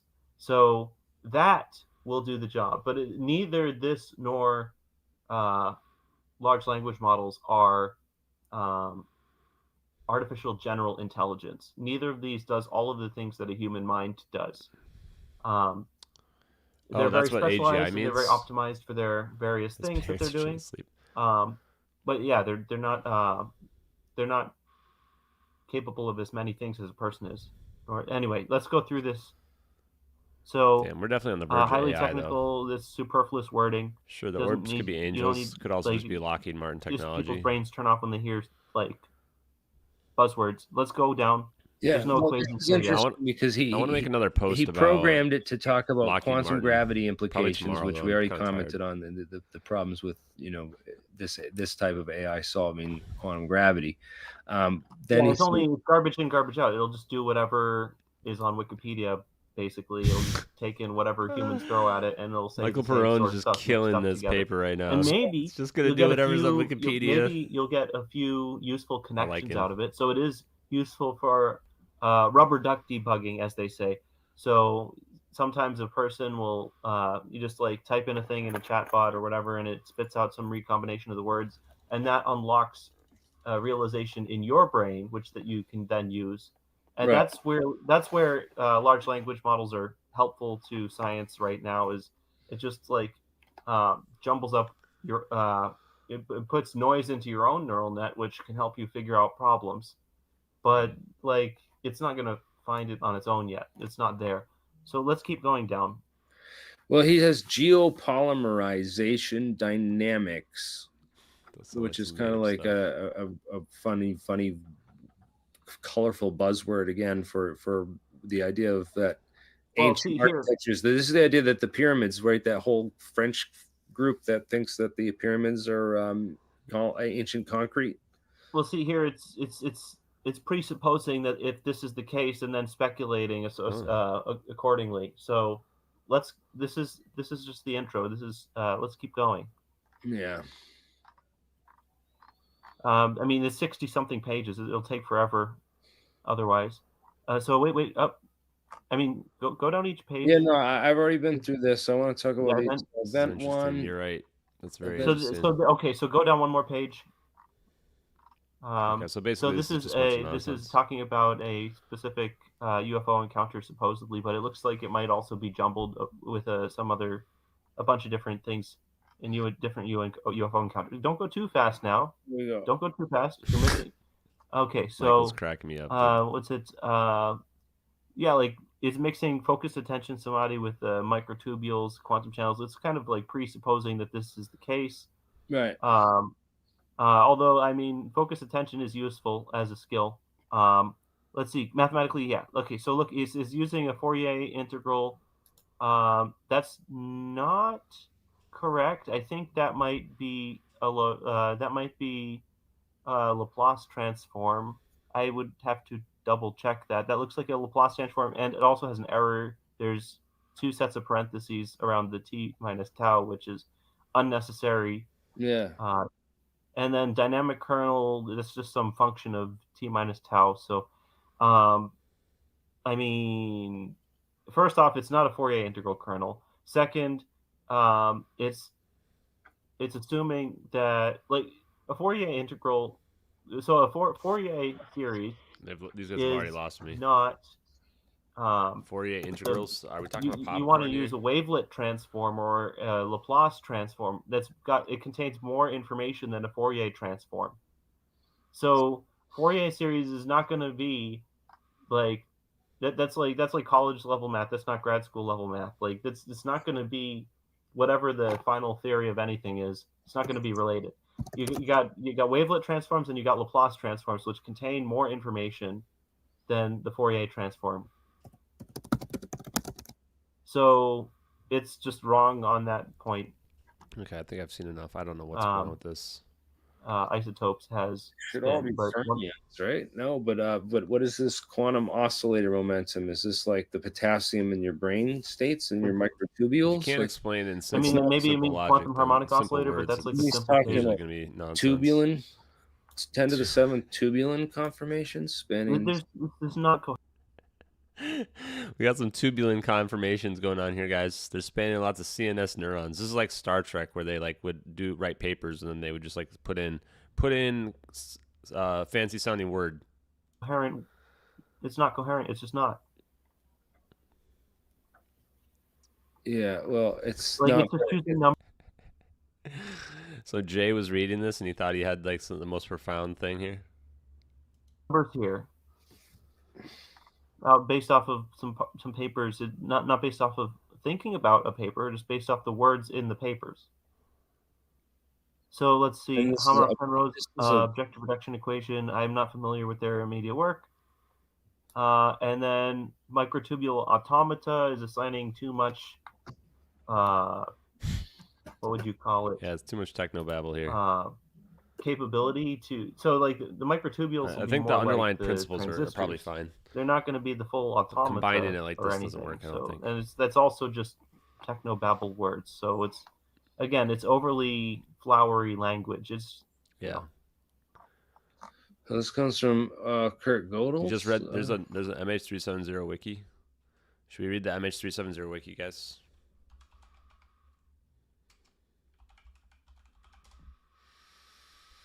Let's see what bullshit this thing has to say, huh? Blah, blah, blah, flight, blah, blah, blah. Left radar, search of the missing plane, became the most expensive in history. We could probably like rewrite this whole Wikipedia. Lack of information in the days after this appearance prompted a high criticism from the Chinese public. Yep, it's true. Several pieces washed ashore in 2015 and 2016. Many pieces? You mean 3 pieces? And that's not even really confirmed. This is wrong. Wikipedia is awful. Second search again found nothing. It's hard to find a plane that isn't at the bottom of the ocean. Relying mostly on Inmarsat data. Well, there's your problem.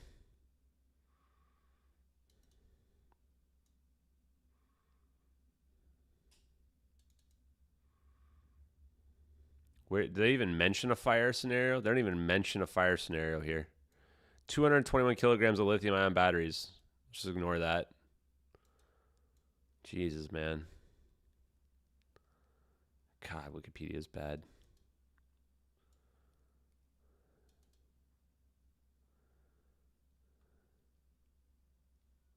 That's it. Pilot suicide scenario is not even mentioned.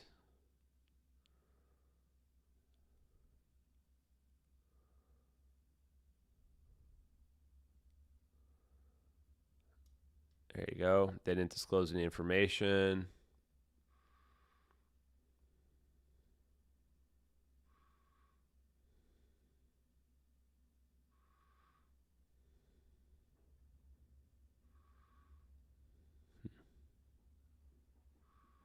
That's it.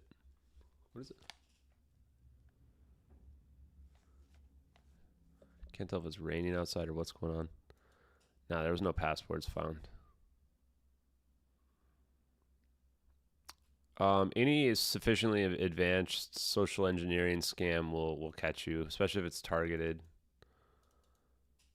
How Malaysian government fell for a much less sophisticated social engineering scam. I don't do Wikipedia, guys. It's Candy Pettit, one of my biggest haters on Reddit. Welcome. This guy is completely obsessed with me.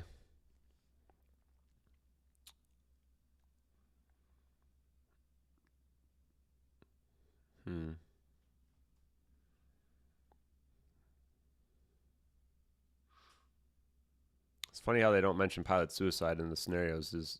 There's some pilot suicide stuff they didn't mention here? Do they mention the missing the phone calls from the ground to the plane? I keep hearing tapping noise.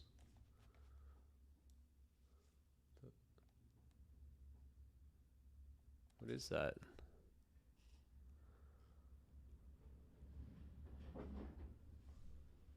Oh, wow. Yeah, that's the wind. Hold on. Whoa.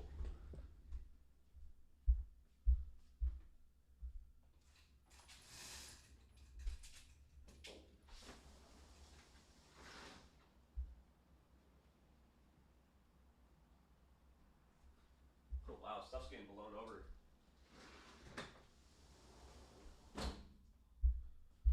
That's wild.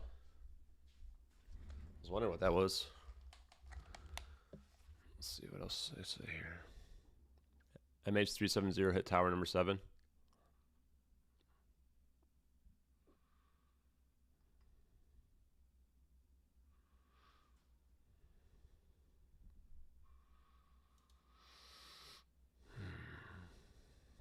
Okay, the radar junk is pretty much garbage.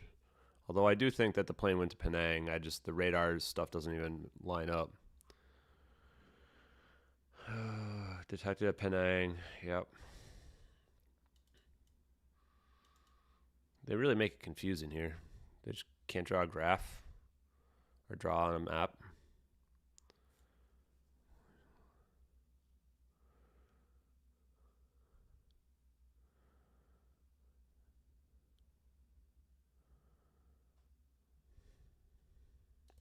There it is. Here's the they do have the telephone calls here.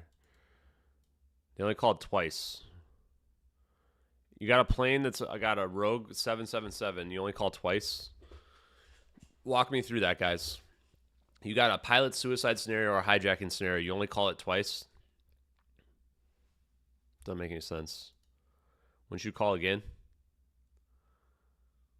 It probably doesn't mention the fake passengers.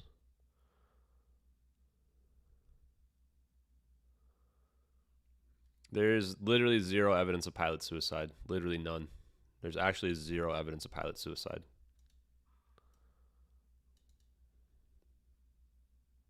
Literally everyone stuck up for the pilot. Nobody official has said it's pilot suicide. It's actually just a completely fabricated narrative. You don't fly to the nearest airport when you're on a pilot suicide route. You crash the plane.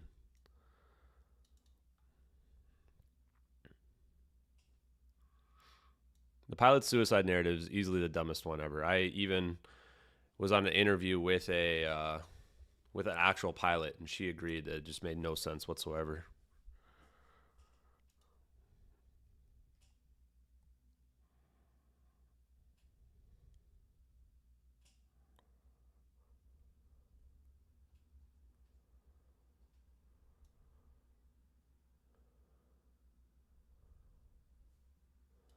Changed the status of the flight to accident. Huh.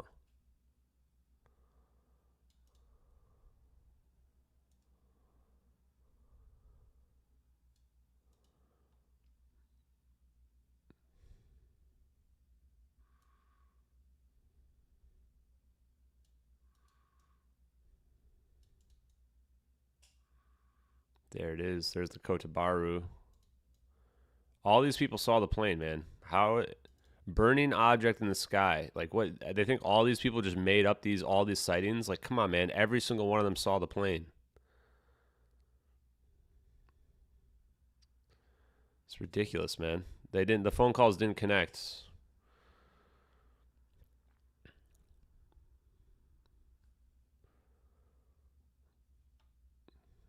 Let's see.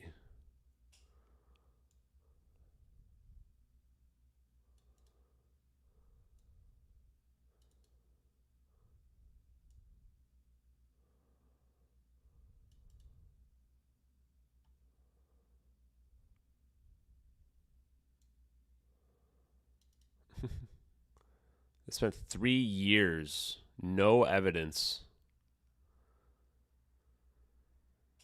Literally no evidence from the official search after 3 years of searching. Wow. $155 million just for the underwater search. $155 million.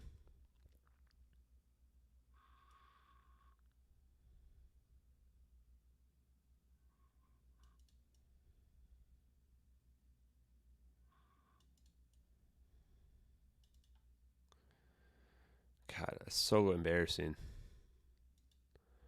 Yeah, the fire has got to be one of the most key discoveries.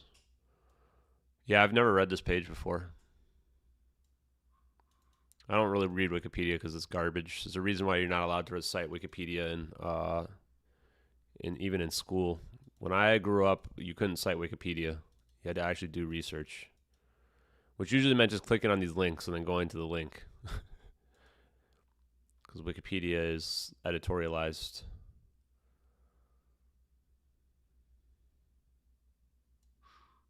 Hopefully people understand why Wikipedia is not good, because you're taking editorialization. These are not direct quotes, right? They're editorializing based on these references. What your teachers want you to do is they want you to figure it out yourself. You click on the links and figure it out. Does it say 1840 was the loss of the signal anywhere?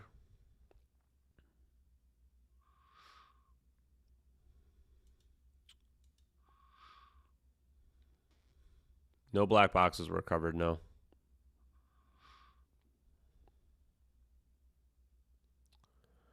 Yeah, on Wikipedia's. It's not that, like, of course, if you source stuff correctly, it can be fine. But the problem is that Wikipedia is just completely editorialized. That's the main issue. But you can dig into the sources, sure. And that's what I used to do in school, is I would just click on the links and try to find the sources from there, find other sources, and then quote those. That's the difference between you doing your own search and taking someone else's word secondhand, you know?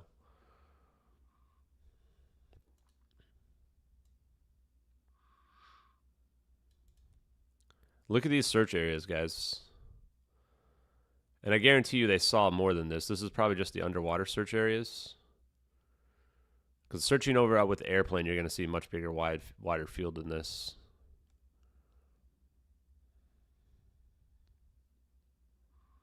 Yeah, these look like these are maybe the water search areas. Like, where do you guys think the plane went? Do you think it's in one of these little dots that they didn't search over here or something? Like, come on.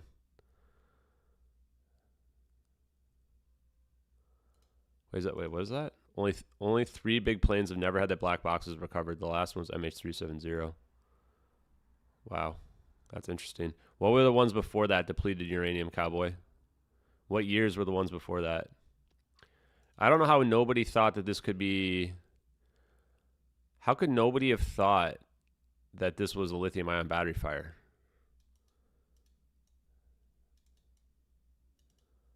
I'm pretty sure I'm the first person to bring that forward, right?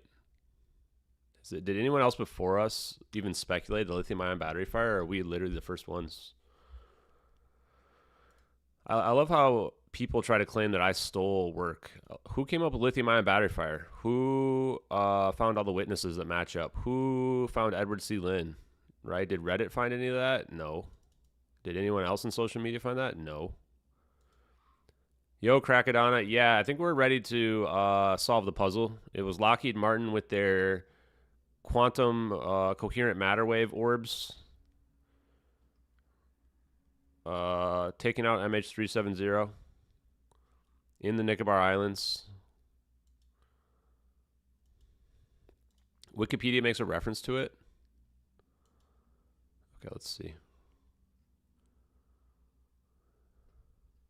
Underwater search. I mean, they searched everywhere, man. 2018 search. Ocean Infinity, blah, blah, blah. I emailed Ocean Infinity months ago. Said, you guys are never going to find a plane down there. I wonder if they appreciated that.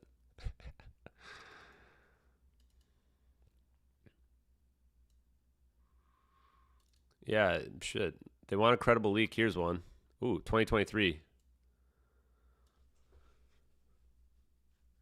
Unless they're looking at Diego Garcia, I don't think they're ever going to find the plane at the bottom of the ocean.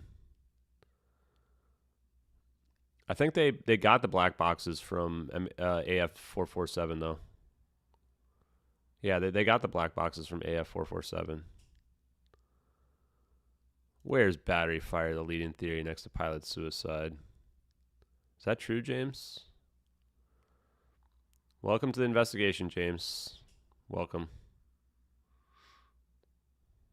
This idea that like they were able to tell if the flaperon was up or down or whatever is total nonsense. I don't believe that for a second.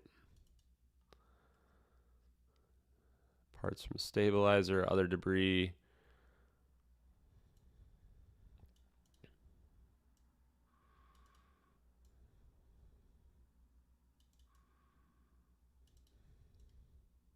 I mean, Rolls-Royce literally had engine data. Rolls-Royce literally had engine data. How does Rolls-Royce engine data not made public? Ooh, yeah, we're gonna watch this. I'm going to probably go to sleep here in a minute. I'm pretty tired tonight. I keep staying up too late.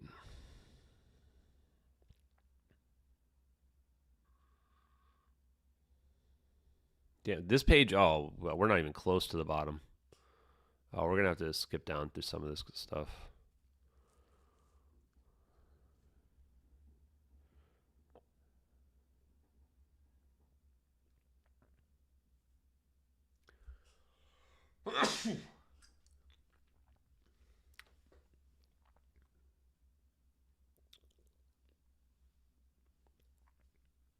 Oh, JK Philly fan, this is for you here. BTO, BFO. Oh, here we go. Power interruption, unresponsive crew or hypoxia.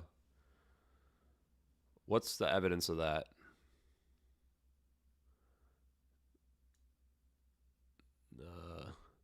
So basically, they say because this is all just being extrapolated based on the Immerstat pings. That's it. There's no actual evidence of hypoxia. They're just extrapolating that. Okay. Oh, yeah, here's this flaperon analysis. Okay, this is definitely bullshit. Oops. Yeah, this is definitely bullshit.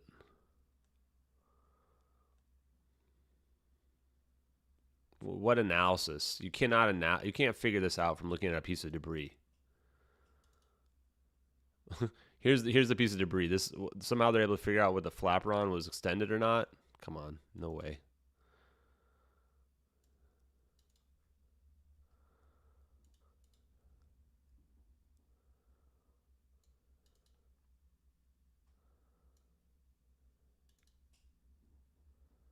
What is the actual evidence of it, though? They don't explain the evidence. They just make claims here.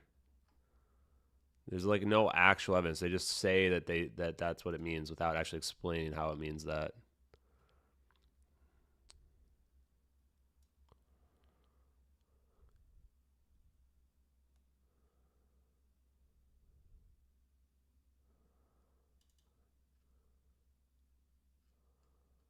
Okay. Oh, here's the passenger involvement. There it is. There's your passenger involvement.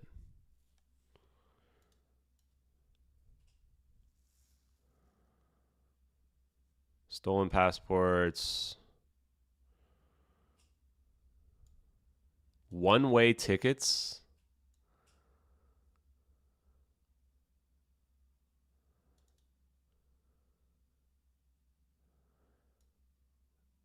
This doesn't add up at all either. You don't fly to China to try to get to Amsterdam. That's not how it works at all. Especially on stolen passports, where you're just risking getting caught. Every country you go through, you're risking getting caught.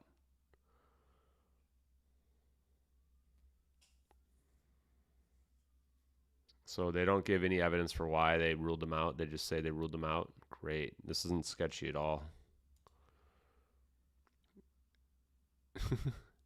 What's ChatGPT say? Honestly, that's a good idea.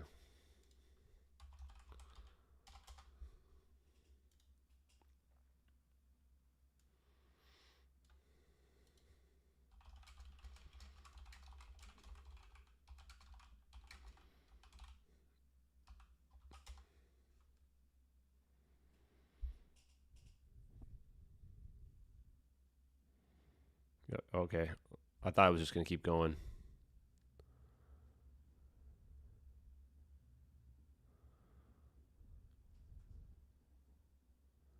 There it is.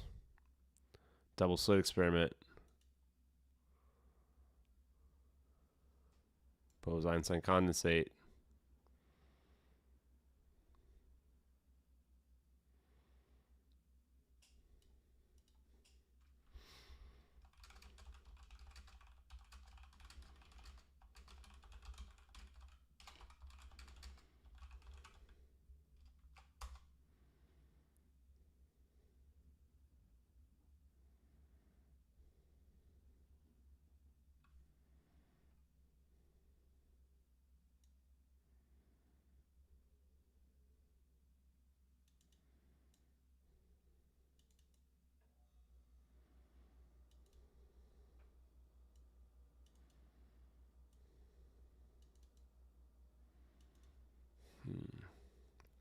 Interesting.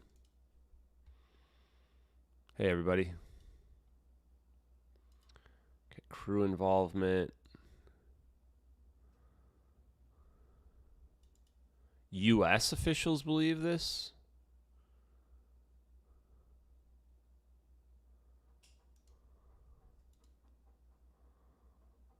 Why would U.S. officials say that?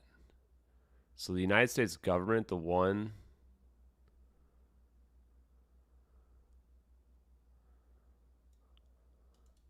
who are implicated. So this is a big cover-up. This is a big, big cover-up. ChatGPT is going to say it's debunked by the coroner crew. Wow, this is a big cover-up. Why is the U.S. government is the one that said that?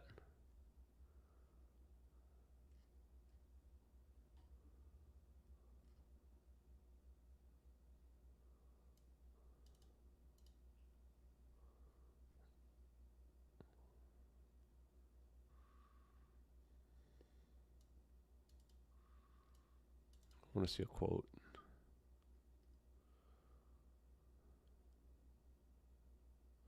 U.S. intelligence officials.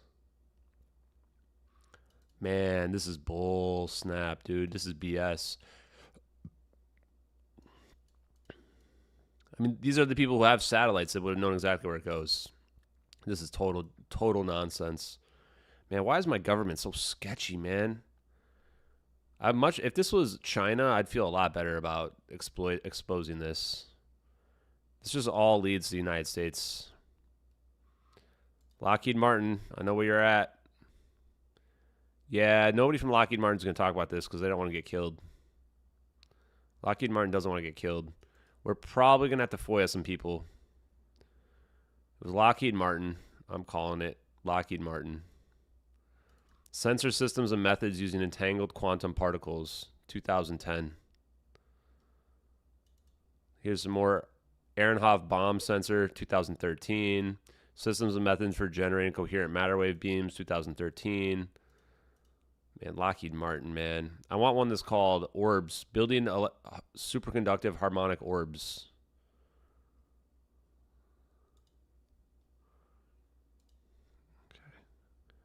Sure. Crew involvement. The home simulator thing has already been debunked. It's just MH370x. Why were people saying, do people not know where Jeddah is? I mean, it wouldn't surprise me that Americans have no idea about geography.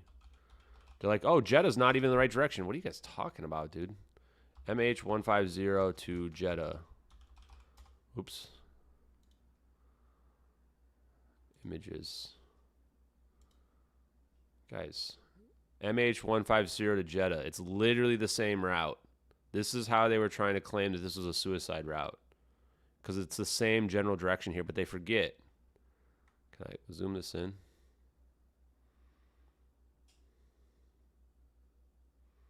Here, this one. Look at this. This is why they're trying to claim it's the same. Because it just goes in the same general direction right here. This tiny part. This is literally the suicide route they were claiming matches. Even though it doesn't include anything from South China Sea over here. They're like, oh, well, this is the same one. Dude, he's practicing his route to Jeddah, man. God, this stuff is so dumb, man.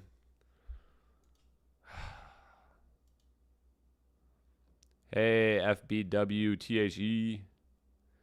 Yo, Bernie, what's up? Sorry, I saw your email. I still haven't responded yet. I actually literally have it open in the background right now. What about... Oh, I was busy today. Yeah, I had a bunch of stuff going on today. Oh, I'm so tired. I've got a bunch of requests too, but maybe Thursday or Friday we could do this week.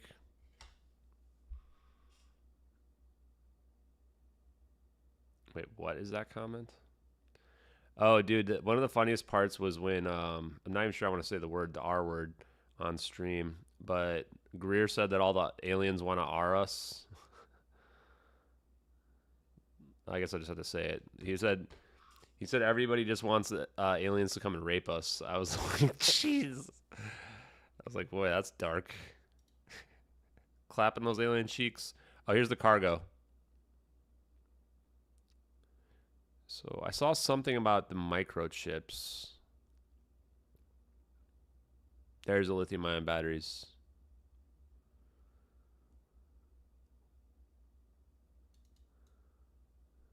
There it is. Batteries were assembled. They don't mention that they didn't get scanned twice, or they missed 2 screenings. There it is. Did not go through the screening there. Did not go through any additional inspections in Kuala Lumpur. So, yeah, I mean, dude, come on. What the hell, man? How is this not the thing? They don't even mention how much there was. 221 kilograms. Thursday, Bernie, Thursday or Friday works, whichever one you want to do. I'll do Thursday or Friday with you guys this weekend or this week if you want. I'm replying right now.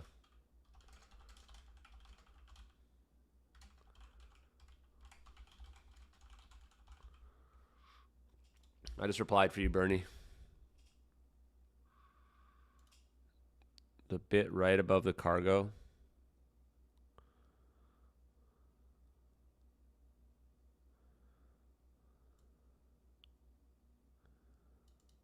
This is total nonsense stuff. It's like, oh, if we take a couple manually programmed coordinates, we just combine them together. No unusual activities other than game-related flight simulations. Exactly, there it is. The waypoints, he was literally scheduled to fly MH370 February 4th. One day after this. Yeah, we're talking about clapping alien cheeks over here. I mean, how can they not come to the lithium-ion battery conclusion? Here. They even talk about this here?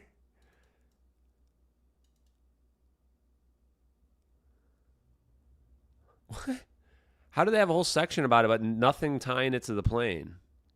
Yeah, we just had a bunch of lithium-ion batteries, but no one's investigated it. We're just going to conclude it out. And they even have a whole part about how many other planes have burnt up from it.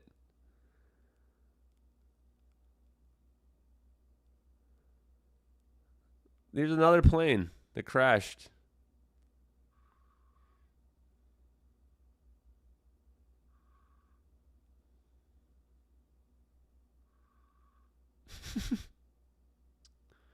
Wait. Which one's this? Oh, this is a different plane too. Another plane that burnt up. UPS plane to Dubai. It's like, dude, how are they not coming to the conclusion? Friday evening? Yeah, that should work. That should work. Yeah, let me know. Thanks, man. Any single alien green chicks, hit me up.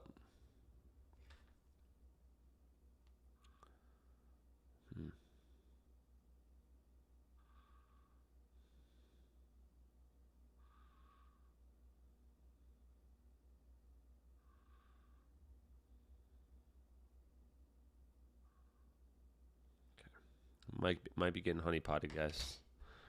Might be getting honeypotted, but you know what? It's all good. It's all good.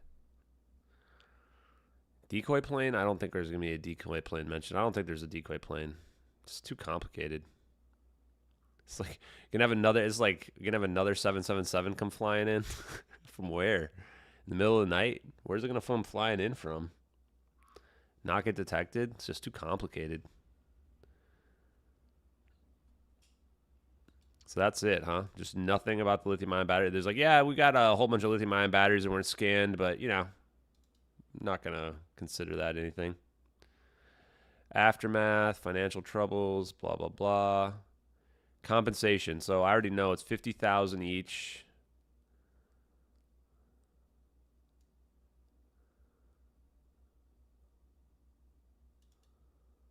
This, they did definitely not get this. Nothing I found says they got 175,000.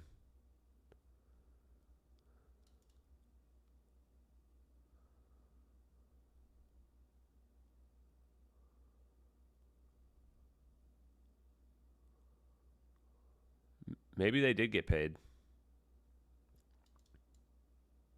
So maybe there was a different payment though. Here, an American court could be expected upwards of 8 to 10 million. Look at this. 8 to 10 million is what was expected from an American court. They got 30,000. Does it even mention this? Does it even mention Ketanji Brown Jackson?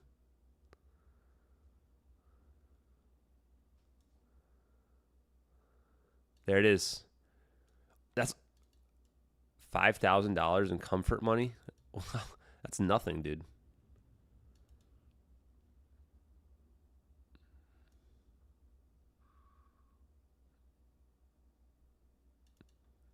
Wow. Passengers got screwed, dude. Or the families got screwed.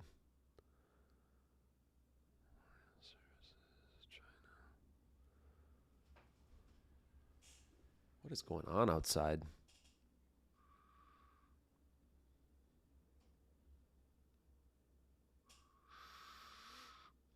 So there was 4 ELT transponders that just didn't go off. How does that happen? None of this story makes any official sense. Purple skin, Ellie? Purple skin? Yeah, I want a telepathic green alien as well. Clapping cheeks. Something about clapping cheeks just cracks me up every time.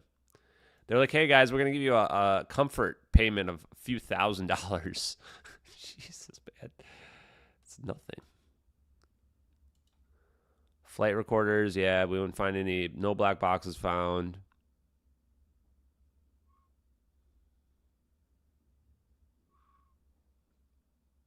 That's it, huh? That's it. Just yikes, guys. Okay. This is Wikipedia page. Someone needs to update the fire scenario part of this Wikipedia page. Anyone out there want to update the fire part of the Wikipedia page? You guys should update it to say, Ashton 4 Orbs says that the most likely scenario is 221 kilograms of lithium-ion battery fires supported by 19 witnesses.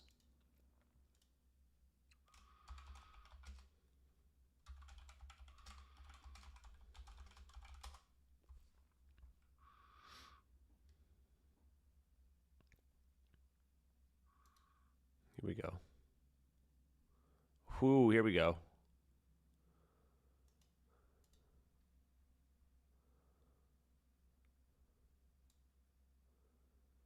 There it is.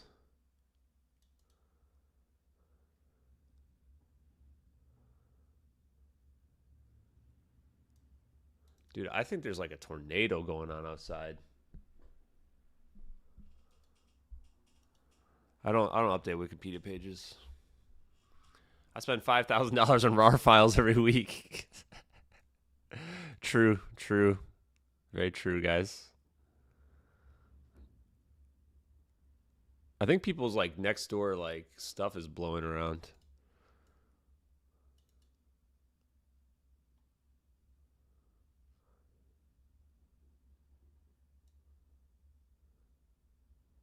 There it is. High density packages of lithium ion batteries and cells not be transported as cargo passengers on airplanes until such time as methods of transport are established and followed. Wow. We got a new article right here, guys. We got a new piece.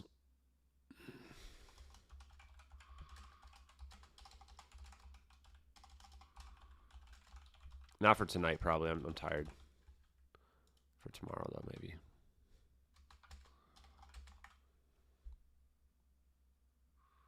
Did we ever do the calls from NC Boy? Yeah, we did. We did the calls. We did the phone calls. Go on, Hacker Man. Get your Hacker Mans going. Tornadoes in December seems kind of weird.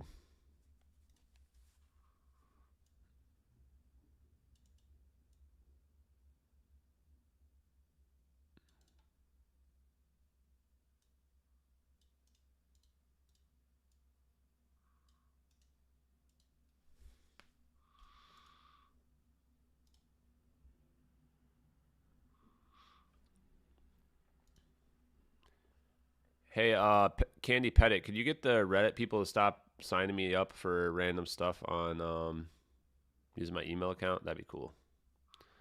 That'd be cool.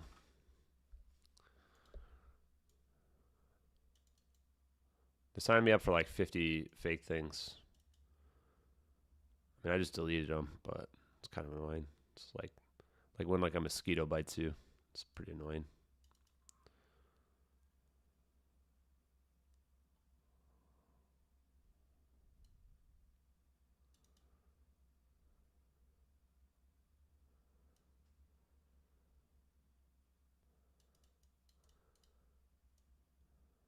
There we go.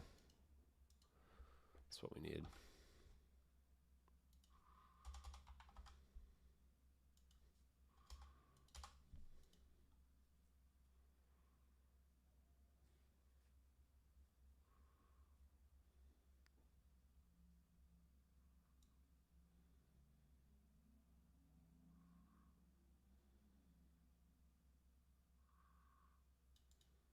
Wait, what?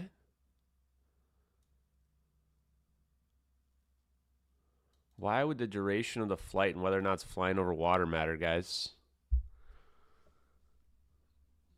No, it was worth asking anyway, Candy Pettit.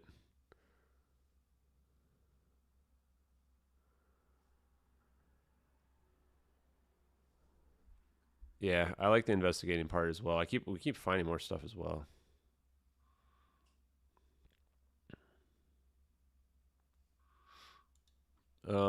If you think, just find any evidence on how it could be suicide. Just find any evidence.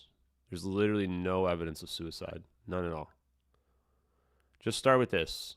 Go look up the Germanwings incident in 2015 and find out how long it took for the guy to lock out the co-pilot before he crashed the plane.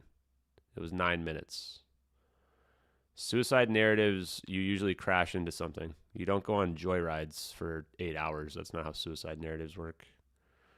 Even on 9/11, which I don't know if you guys are too young or not, but those planes like crashed into the buildings within like 15 minutes or something like that. Like you don't go on long joyrides. And UA-93, when they fought back, they caused the plane to crash really quickly as well. The ping data is basically bullshit. You guys want to look at the ping data? I was showing somebody the ping data earlier today. People should actually go look at the ping data because it doesn't add up. Here, I'll show it to you guys. Here's the ping data, guys. So let's just start here. This plane hasn't taken off yet. It's 1606. Look at the ping data. I'm just going to let it all play out. This is a video of me scrolling through the ping data. Showing the time, 1606. It's still loading. It's on the runway somewhere. Okay, let's just look at the ping data together because I think here we go. So now it's on the runway getting ready to take off at 1630. It's backed away from the gate. I think the number of people that have actually looked at the ping data is like a handful in the whole world. Okay, just look at the data. Look at how many rows we're scrolling through here. Hundreds of rows, if not dozens, if not hundreds. Okay, so the plane's taking off at 1642. It's taking off right now. Plane's taking off, 1642. Here's another ping, 1655. Here's another ping, 1656, 1706, 1707. There's a couple weird rows there, but nothing big. 1707. Plane goes dark at 1719. So now we're already at 1803 here. So the plane's already past Penang at this point. So the plane's gone dark. It's past Penang. It's 1805, 1825, 1828. Now look at this. What the F? What the heck's going on here? 1839. Boom. Zeros. Blank rows. Look at this. What? 1839. Hey, guess what time this is? Oh, it's the time our videos happen. Look at this. Does this look normal to you guys? Does this look normal? All of a sudden just blank rows and just zeros for at least a page. Multiple pages. Look at this. One ping here. Everything else is just zeros. Nobody can tell me this is normal. I don't care how many times Victor yells this is normal at me without explaining it. I do databases. I work with relational databases, which are basically just Excel spreadsheets. No chance this is normal all of a sudden. And then guess what? Well, we look down here. Now what? Now the time comes back. 1941, 2041, 2141. Here's 5 hours of data right here, folks. 5 hours of data right here where I'm circling. 10 total rows. We just went through what? 2 hours, and it was like about 200, 300 rows. Then it just goes to zeros, and then now it's just, and you can see this pattern. 10, 4, 10, 4, 10, 4, 10, 4. I could have just copy and pasted this into here. The ping data is sketchy as hell, man. I can't believe nobody looked into this before I looked into this. Look at this. This is either manipulated or I don't know what's going on here. Something is not right here, though. 1839, 1840, something's wrong. Something's definitely wrong. It's 10 total rows. So and the video makes it, I think, is better, but when you look at, here's the individual screenshots as well. So I mean, it goes, as you guys saw, it goes on for a while on this one. And then this is where the 10 hours, this is 5 hours of pings right here. 5 hours of pings, 10 total rows. This is supposedly when it's in the South Indian Ocean. Does that look normal to you? Doesn't look normal to me. That's the problem, is everything's based on these pings, and these pings are sketchy as heck. So hopefully that answers the question. This is why we can't, and in order to make, for those pings to make any sense, they had to rule out 19 witnesses. So would you rather look at that data, or would you rather look at 19 witnesses? To me, 19 humans is more credible than 10 sketchy rows of data and about 24 rows of zeros and blanks. And it's funny because when people, when they talk about the ping data, they delete all of that other stuff. They don't look at all that, the zeros and the empty rows. They just ignore it entirely.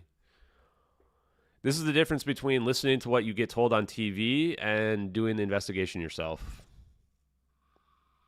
Yeah, you can't ping what's not there, governor. You got it, Ghost. You figured it out.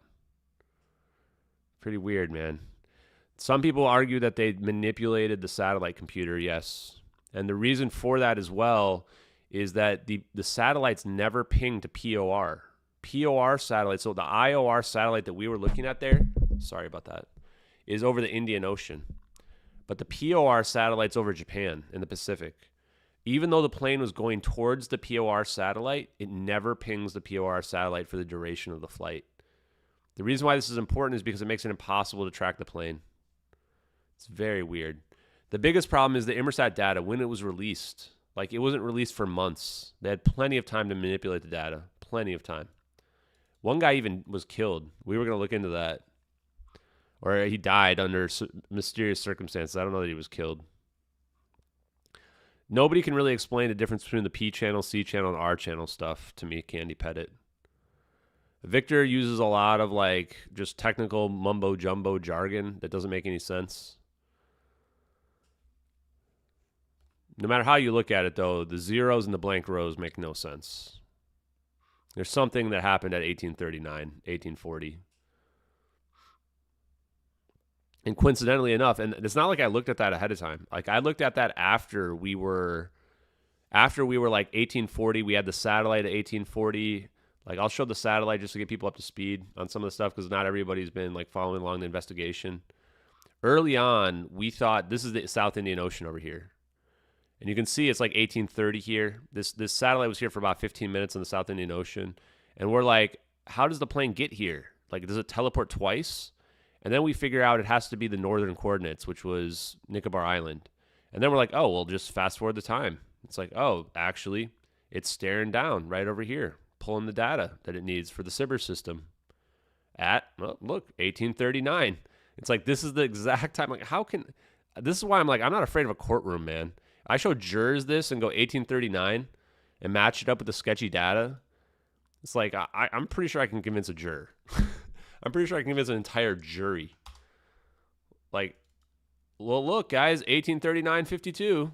1839. The zeros, staring at the plane. Here we are.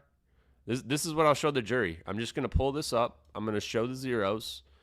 And then I'm just going to pull up video of the plane. And I'm just going to be like, well, what do we think happened? I'm like, how about this is what happened? This is what happened. 1839. Feels like we're staring down.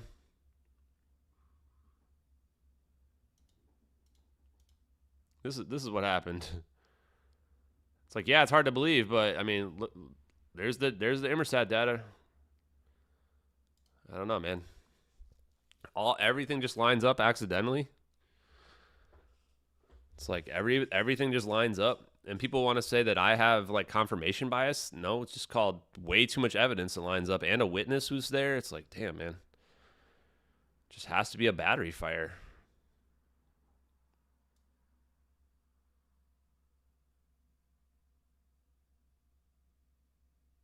The reason why they have to cover up the battery fire is everybody knows that in a battery fire, there's no chance that the plane goes to the South Indian Ocean. It's not going to last for 8 hours.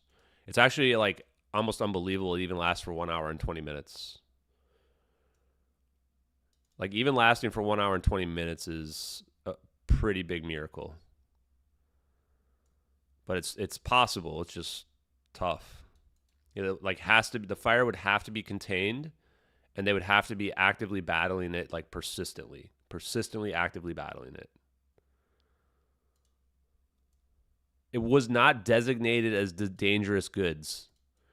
Shipment not designated as dangerous goods. 221 kilograms. Did not undergo safety checks. Dude, how is this not the leading theory? Where did that just go? How is this not the leading theory?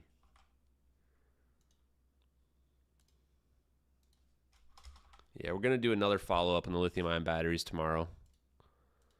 It's wild, man.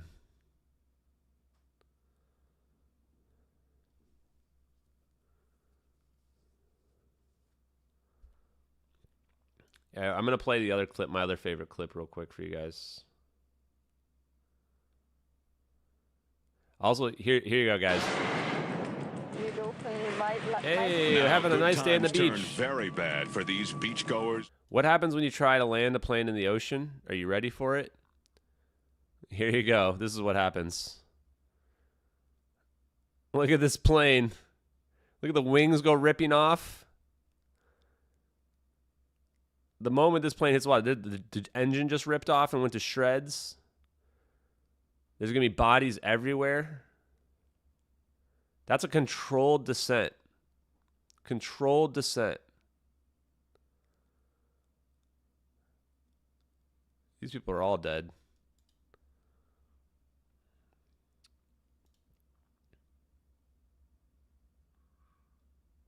I have not looked into the neutrino detector in Antarctica, but the Antarctica situation is very sketchy. The Antarctica situation is very weird, how no one's allowed to go there.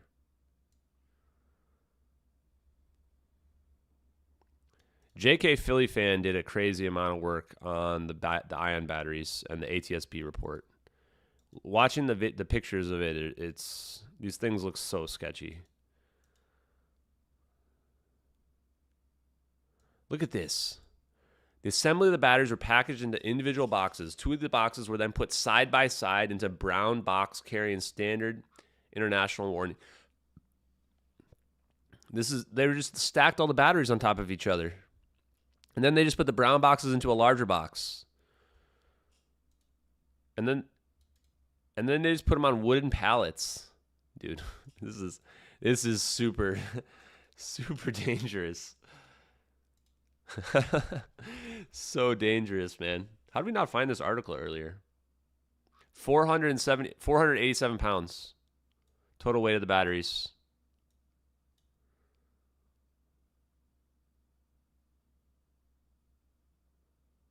Yeah, there he goes. Look at this. Guys, bingo. Yahtzee, folks. Yahtzee. This article is amazing. How did we not find this article before? Thermal runaway. There it is. Okay, yeah, this is what we needed, guys. This is the article we needed. We're gonna need to pull those pictures back up.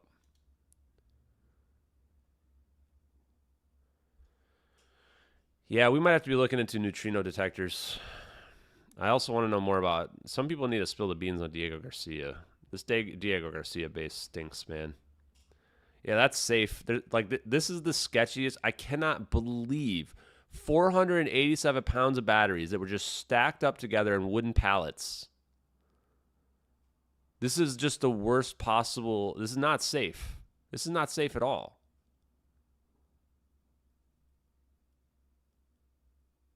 No insulation from protecting. What?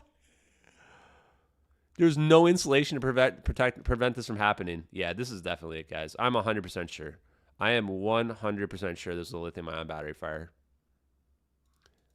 It's actually ridiculous that this was ignored.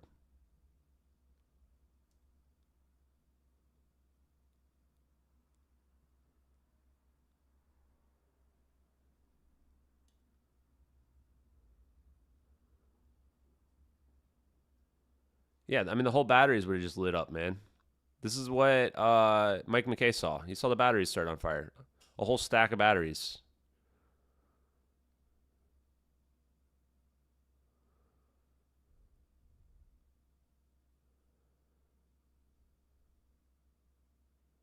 Dude, look at this. While being accepted from the majority of danger, they literally didn't have them they had them exempted from dangerous good provisions. This is like if you just put bombs on the plane and we're like, nah, those aren't dangerous. We're all good. They'll be fine. Honestly, I'd feel more comfortable with bombs on my plane than I would with these batteries. At least bombs aren't probably just going to blow up. These batteries are just ticking, like literally ticking time bombs, ready to blow up. Yeah, please don't put any batteries in the cargo. Please don't put any batteries in the cargo. Don't put them in your checked bags. Do not put lithium-ion batteries in your checked bags. There's nobody down there watching. How did this get dismissed? Wait, it was divided into 3 pallets? 2 were in the forward cargo bay? How come it's not highlighting? Damn, guys, we might have to make another post tonight. I'm going to save this next post for tomorrow morning. I'm going to save this post for tomorrow morning. And then tomorrow we'll do more science, but I'm going to... This is too wild.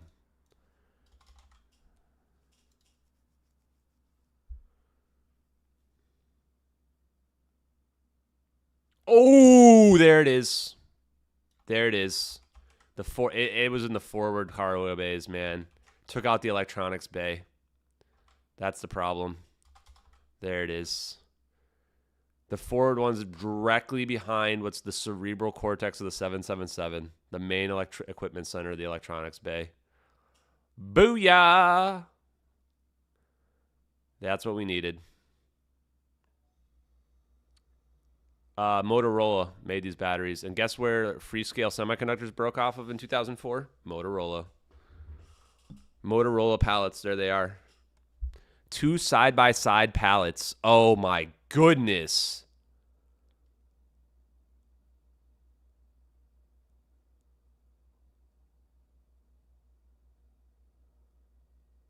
Oh, my goodness, man. This is... How do we not find this... JK Philly fan, how do we not find this article before, dude? How do we not find this article before? Oh, there's even a picture? Oh my God, look at this. Look at this. So this just ignites right here, huh? And then it takes out the electronics bay. And then the smoke is going through the air conditioning system. And then it's coming out through the air conditioning exhaust ports here. Feels very, very likely. Yeah, we might have to make a Reddit post.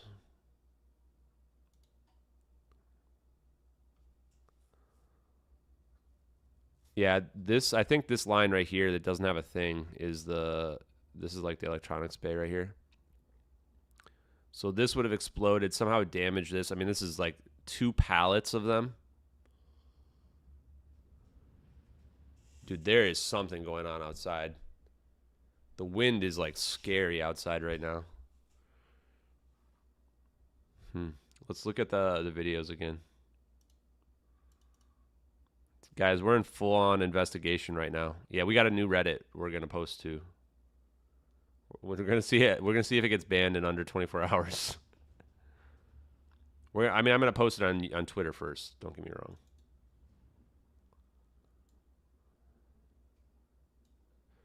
We're checking to see how long it takes us to get permanently banned on Reddit. Somebody who made another subreddit already got their main account banned, or whatever account they made for it. I mean, this right here is the lithium-ion battery smoke. The reason why this shows up is because it's not smoking your barbecue ribs. This is smoke from a toxic lithium-ion battery fire. That's why we can see it. Let's look at it in the full thermal. So you see it here. I mean, look at how clear this shows up, this smoke here. And it's hard. It looks like on this from this perspective, it's coming from the engines. But when you get closer, you can tell it's clearly not coming from the engines. It's coming from the belly of the plane.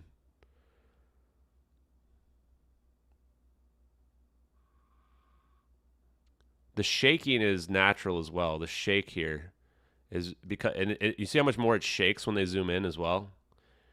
You can tell from this view here that this smoke right here is not coming from this engine.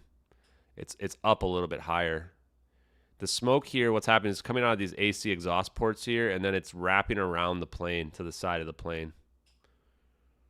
It's like coming up here and wrapping the plane and then pushing out the back, creating two lines, one on each side.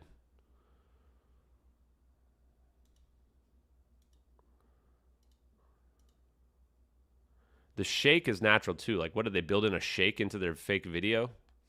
You can see the orb here is being naturally distorted as it goes through this smoke here as well. How can this not be smoke? Look at this. You can see it. It's coming right here.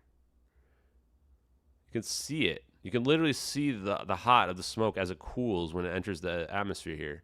It's hot right here. It's getting cooler, etc. This is not coming from the engine.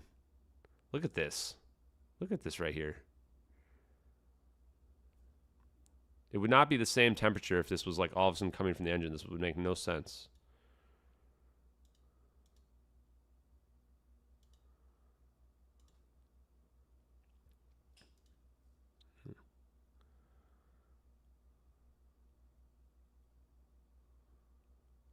I mean, I respect Chris Leto, but I think I vehemently disagree that that's not engine exhaust. Hotspot is right behind the nose? What? No, the heat signature is coming from the hot smoke. It's not coming from where the battery fire is.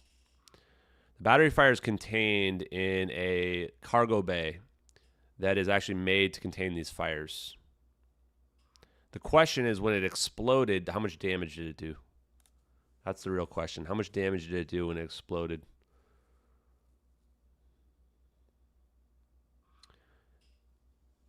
Yeah, the front cargo compartment is not hot because it's literally a heat containment cargo bay.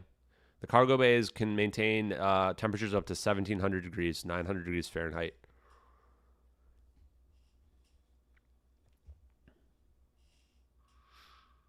Yeah, my guess is they're venting the smoke through the air conditioner system.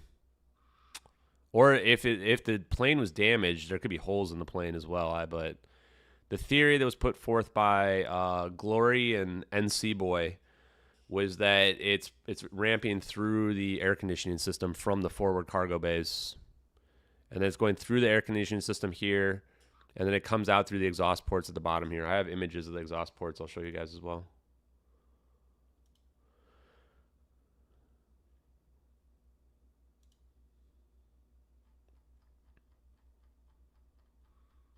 I have everything. I have several Discords, but so here's one example. I think this is a 777. You can see you've got these exhaust ports here, and you've got the ones down here as well. I think I have another picture as well.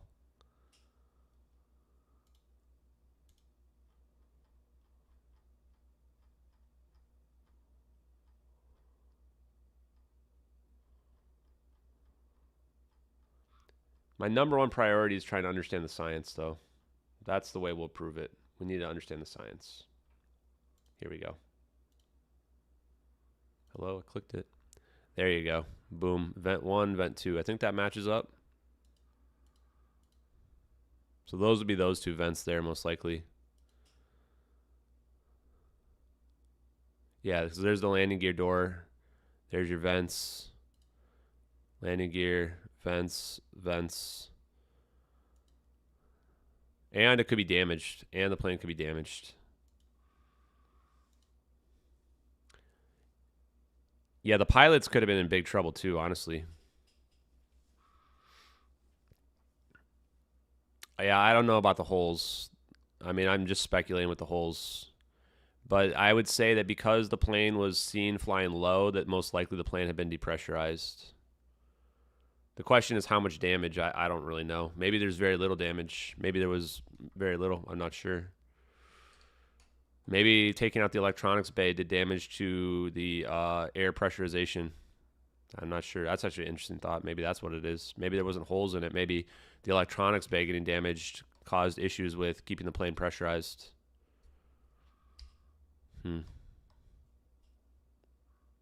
Yeah, that's actually very interesting. Maybe. Yeah, here it goes. Boom. Cargo hull is a special liner intended to contain a fire until it's extinguished. Oh boy, there it is. That is right next sentence. Yeah, this article is the money article here. Daily Beast.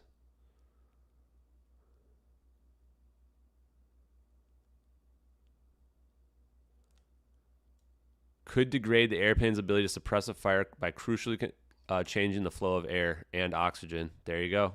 There it is. There it is. This article is the money article. We needed this article before. How do we not find this till today? We just hit the jackpot. There it is. Could have breached the liner and there so allow the airflow to weaken in concentration. The halon fire extinguishing suppression wouldn't have kept it out anyway. Oh, this is what, guys, this is why he saw the fire go out. The fire explodes and starts the plane on fire. Mike McKay sees it go out because the automatic fire suppression devices get deployed. The fire suppression devices get deployed and it puts the fire out immediately. Then the crew goes down and has to battle it. Then the crew's battling it manually after that. Wow. This is also probably why they had to fly lower. Maybe it didn't damage the plane enough. But it did damage the electronics.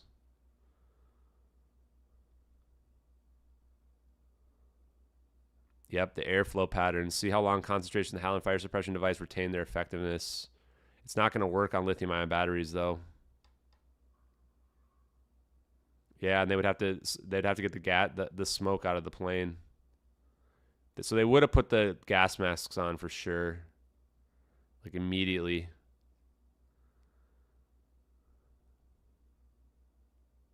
There it is. Overwhelm the fire suppression devices.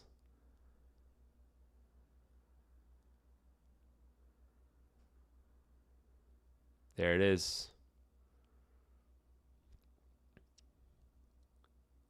Compromise the wall separating the cargo.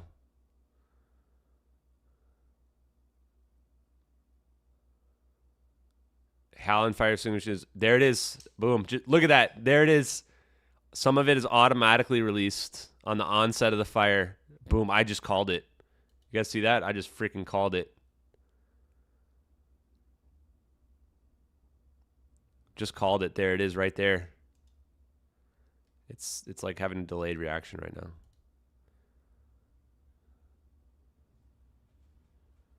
Can last as long as 180 minutes. Booyah! Booyah! There it is. 180 minutes. That's what we needed. That's what we needed. Who said it couldn't last for an hour and 20 minutes? Who said that? Booyah! 180 minutes. There it is. Metered flow can last as long as 180 minutes. They don't even need They don't even need to go actively battle it. They can actually just have a metered flow shooting the halon in there trying to keep it at bay. Can last for 180 minutes. There it is. Wow, how did we not find this article? How did we not find this? My God, how did we not find this before?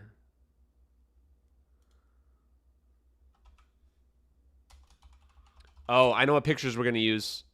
We're going to use the pictures of the burnt debris. We're going to use the pictures of the burnt debris.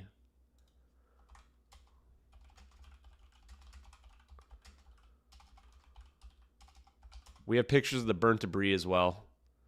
That clearly has burn marks on it. Where are my images? I got to move them over before I forget.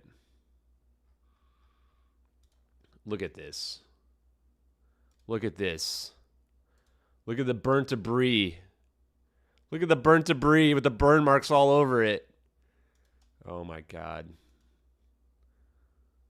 We're solving MH370, folks. That first one even literally says burnt marks. It literally even says burn marks on it. It's got the honeycomb pattern consistent with MH370. Look at this. Heat damage. I mean, this is obviously a burnt up piece right here, right? This is what this all is. This is burn marks from burning off this stuff. Oh my God, man. Oh, yeah, this is Yahtzee. The only problem with it being intentionally started fire is it's too complicated. It's just too complicated. But maybe, I mean, I can't rule it out. I've never ruled out that the fire was intentionally started.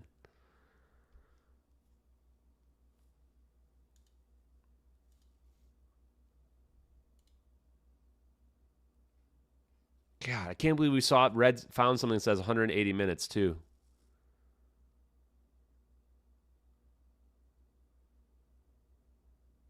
Yep.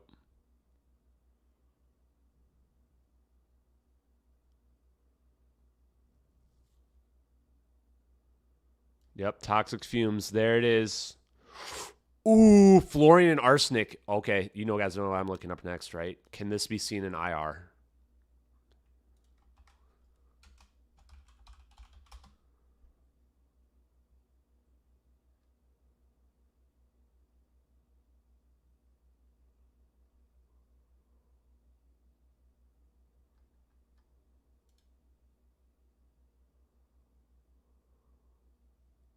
We need a video. I almost guarantee they can be seen in IR. Let's ask ChatGPT. Oh, here's the new subreddit, by the way. This is where we're gonna post 3 orbs. Whatever, I don't even care what it's called.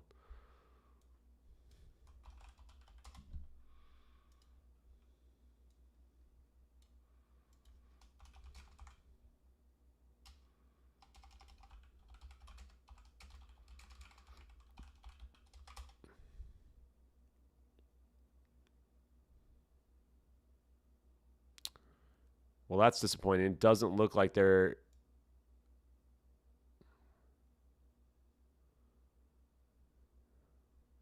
Does not look like what I wanted to get, but that's okay. We have to follow the evidence wherever it goes.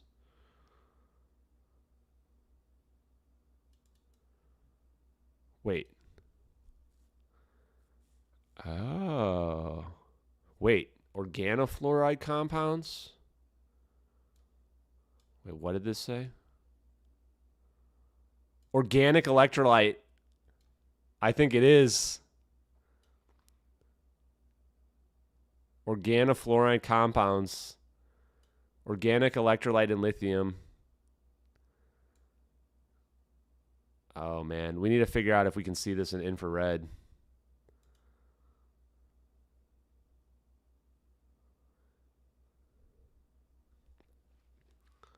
Wow.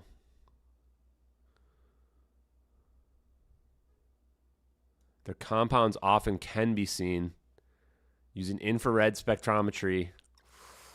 It's spicy. It says it right there. Yep. Yep. Oh, guys.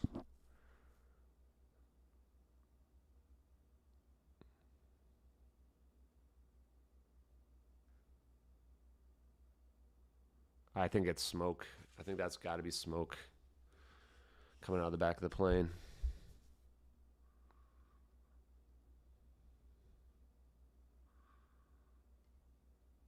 That's it. That's it. How do they write this whole article and they don't get a response or anything?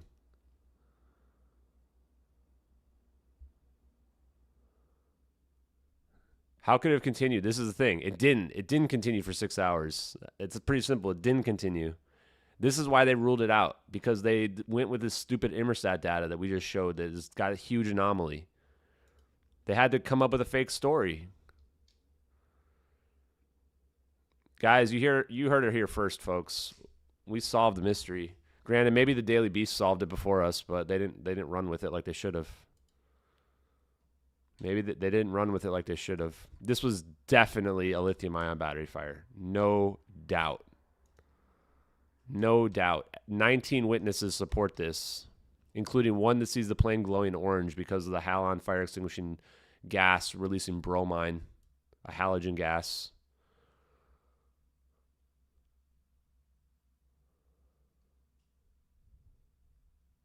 What's wrong with this Daily Beast website, man?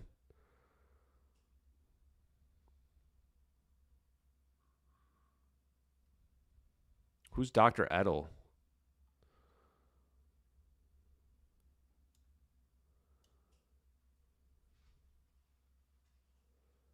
Yep, there it is. There it is, right there. Boom, Dr. Edel. We need to get a hold of Dr. Edel. We need to find this person. Chat, you know what we got to do. We got to find Dr. Edel. If they had the drone footage, that was it. That would have been it. They would have been able to figure it out. I guarantee it. Even if the transponders were located in different parts of the airplane, they could have been disabled by fire in the electronics bay. Holy crap, man. Holy crap. This I can't copy anything. That's like, this website's garbage. Is there like a reader view or something? Do any of these buttons do anything up here?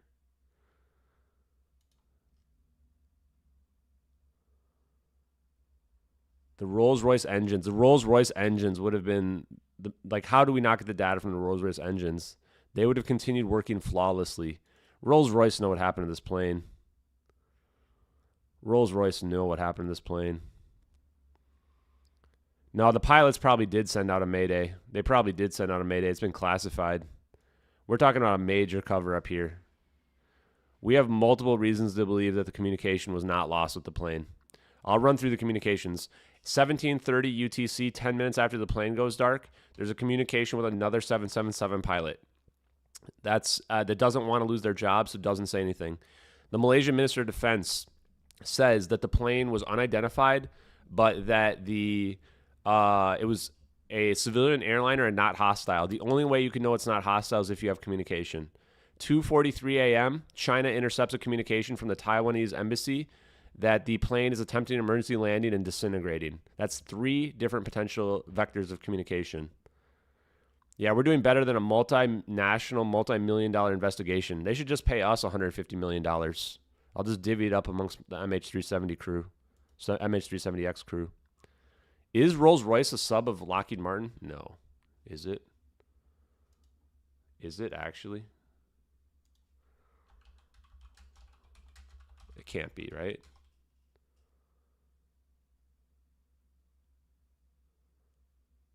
Rolls-Royce successfully powers directed energy field tests. What the F?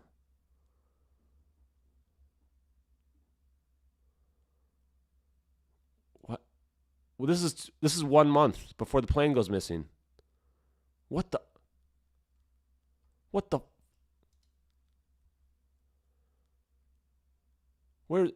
Where's that?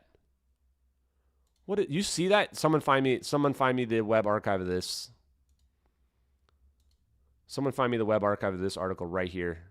Rolls-Royce has completed a long-term agreement with Lockheed Martin worth up to $1 billion to deliver 600 engines. February 12th, 2014. Holy crap. Holy smokes. Rolls-Royce is in bed with Lockheed Martin. I'm screenshotting this. Guys, we're going to get freaking killed. We're going to get freaking killed, man. I don't even care. We're calling out Lockheed Martin. I'm sick of this bullshit.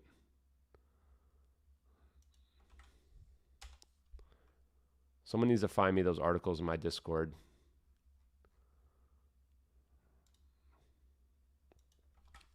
I didn't want to mess with Lockheed Martin. It's too late. It's time to just call these people out, dude. Everything just lines up, huh? It's getting spicy, huh? I bet. Rolls-Royce stock. I'm invested in NXPI. What were we saying? Why would Mayday have been classified? Yeah, I mean, this Candy Petted, I think we know why it's classified, my man. This is the only reason why they classify it right here. You have to classify it, because if they tell us the truth, then same reason why they changed the time of the plane disappearing. They had to develop a cover-up. We think this is like within a minute of the plane, of the intercepting that communication. You mean, of course you have to... Okay. That scared the hell out. Did that just go dark for you guys too? That was scary. Yeah, this is getting spicy out here. Post link to that article. Here, I'll give you guys the article. My screen just went black. Did that go black for you guys too? Man, it's not looking good for us guys. I'm not going to die of old age, chat. I'm not going to die of old age. I don't know if the pilot knew they were going to get orbed. To me, looking at these videos, it doesn't look like the pilot knows they're going to get orbed. To me, just looking at this, like they're landing. They're getting ready to land in the ocean. Someone just deploys the Lockheed Martin orbs and is like, we're saving this plane. I don't think the pilot had any idea what was about to happen. But I don't know how we would know one way or another. Initially, I thought maybe they were slowing the plane down because they were getting prepared for the teleportation. But now I'm looking at it again, and I'm just thinking, they probably didn't even know what was going on with these orbs, man. And there's not enough time to react. This is only 30 seconds. 30 seconds before here, and they get teleported away.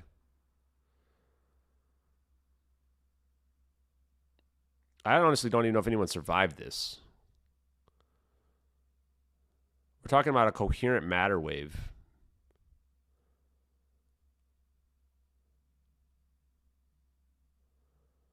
I mean, what do you guys think they would do to cover this up? I would think they would do basically anything to cover this up.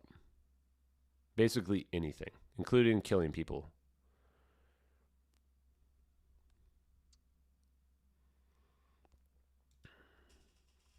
The Mayday is not suspicious. The Mayday is just classified. Like everything about this freaking case is classified. Every single time we FOIA anybody, they say it's can't be given out because of national defense.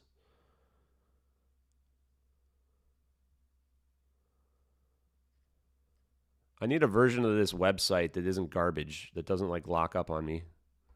It could also have been remote controlled too. There actually could be a remote control aspect to this. Like if the pilots were wiped out, maybe the plane's getting remote controlled by the AWACS that were in the area. There's definitely an aspect where that could be a possibility as well. I mean, I don't know. I'm not going to pretend like I know all the answers.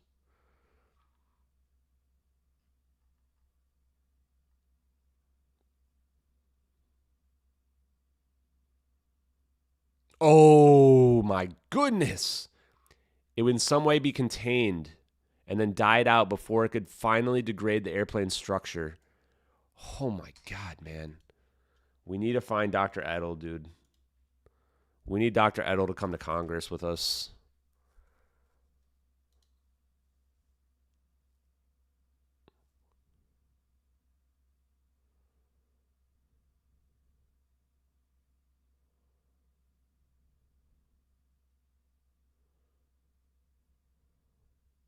Huh. I don't think the pilot would have been able to know advanced chemistry here.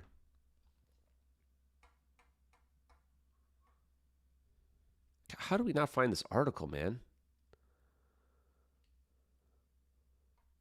Yeah, there's a lot of scientists die of mysterious conditions.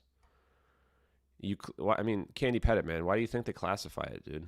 Like, they have to classify all the stuff that would lead to the truth. That's the answer. That's why it's all classified. because we're talking about national defense purposes here.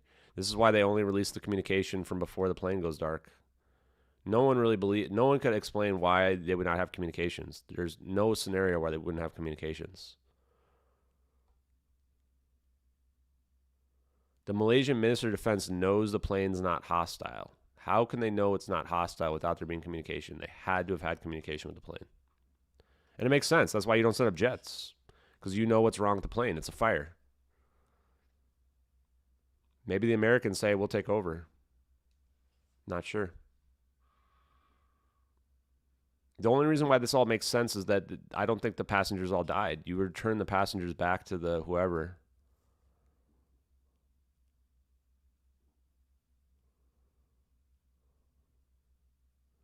Wait, what? There's the aim system right here. This thing could definitely be remote controlled, huh?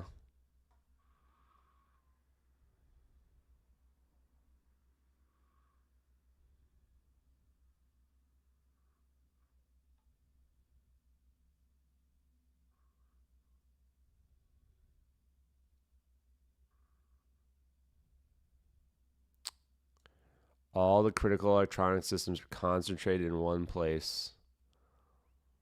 Wow, dude. Wow. Wow, man. I think we got it, chat. I think we got all the proof we need for the fire scenario. What more could we ask for? The plane can last for an hour and 20 minutes. It's going to be taken out the electronics bay. 2 pallets were in the front.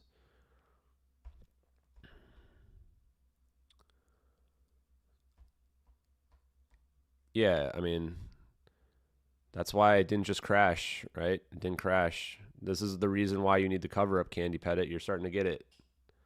The only thing that explains why the cover up of a fire is these videos. It all fits together. If it was just a fire and the plane was crashing, we would have found the plane crashed in a fire, and there'd be no need for a cover up. There'd be no need to fake the Inmarsat stuff. You would just tell the truth. They had to fake the narrative of the Inmarsat. They had to change the time of the plane going missing. The reason why they had to change the time of the plane going missing is because of this, what we're seeing right here. Lockheed Martin orbs.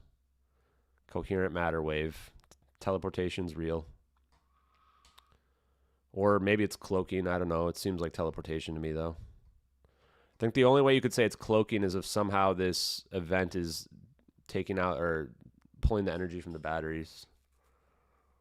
This is the only explanation.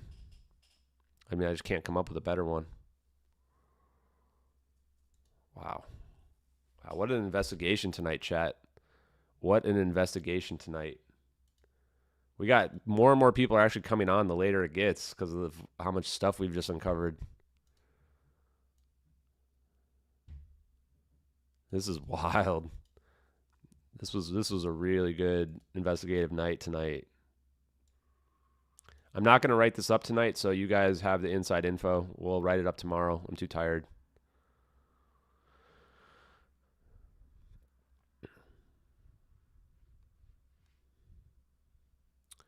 Yeah, I mean, I wish the orbs and teleportation stuff wasn't real, to be honest with you, man. I really wish it wasn't real. Life would be a whole lot easier for me right now if that stuff wasn't real. There wouldn't be as many people hating on me, and I could have just solved the mystery of MH370 and been famous without having any orbs in there. But the orbs and stuff are real, so it's a rough battle. It's a rough battle. And for the record, I don't really care about being famous. I'd rather just go back to being my normal job, but I'm going to get the answers for these families. Oh, more pictures? Oh, yeah. Oh, yeah. There's the Ames cabinets right there. Baggage looks right behind this wall. Huh.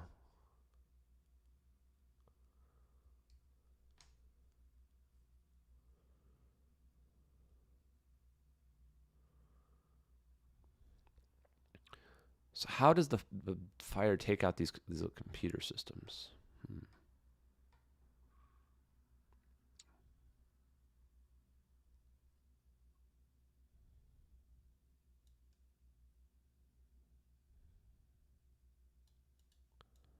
There it is right there.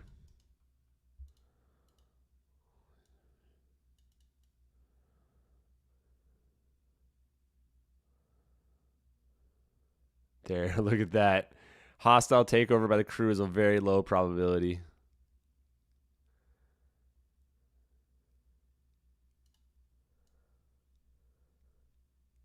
Ooh.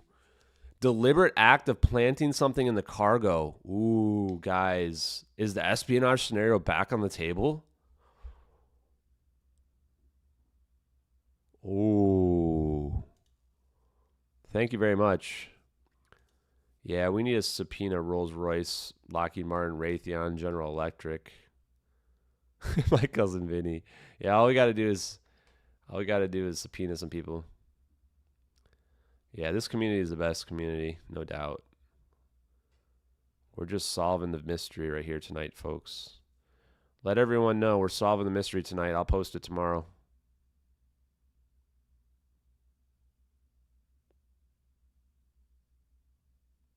Damn, this article just goes on and on and on.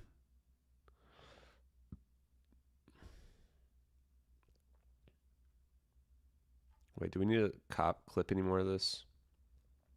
I think this is what we need to clip.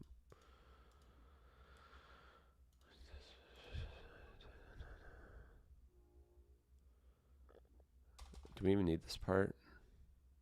We might not need this paragraph, but I'll put it here anyway. Save this. Wow. Yeah, we have a whole long piece right there. Okay, this just goes to explain like how people were just completely unaware of the dangers. Just completely unaware of the dangers. I've been streaming for an hour longer than I was going to. Yeah, I'm going to be going to sleep here in a minute as well. What are people saying? Can do. Who's can do?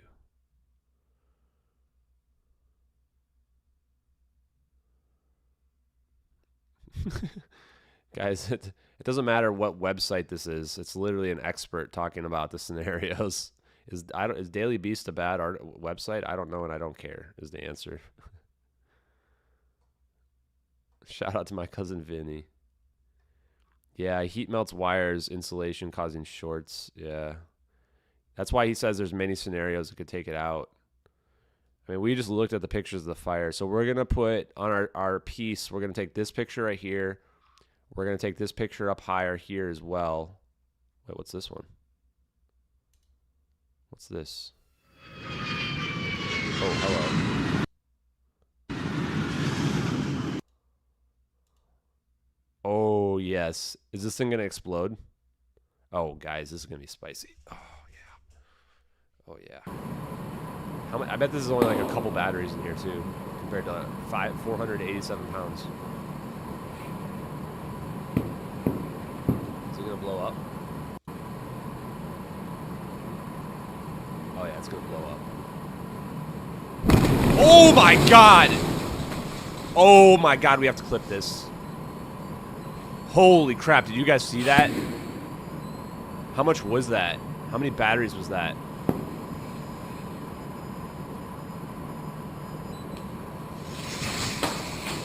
Imagine 487 pounds. Imagine 487 pounds of that. You see how big that explosion was? Oh my God, that's like a bomb. Oh my God, how did we never have this video?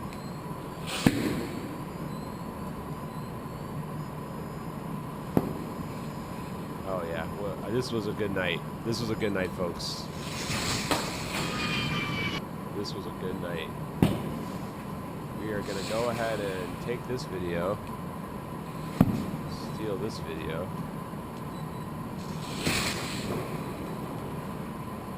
And that's our video now. Damn, dude. Oh, and look at it. So look, so it gets suppressed, right? Now watch this. Wait, does it? Now it just comes back up again. And it was just put in like cardboard boxes. Look at this. Look at the runaway lithium-ion battery fire here. Oh my God. So they would have, the fire suppression devices would have put it out, but it's going to come back up again. My God, look at this. This is less than 5 minutes. Now they're trying to put it out. And how many batteries was even in this?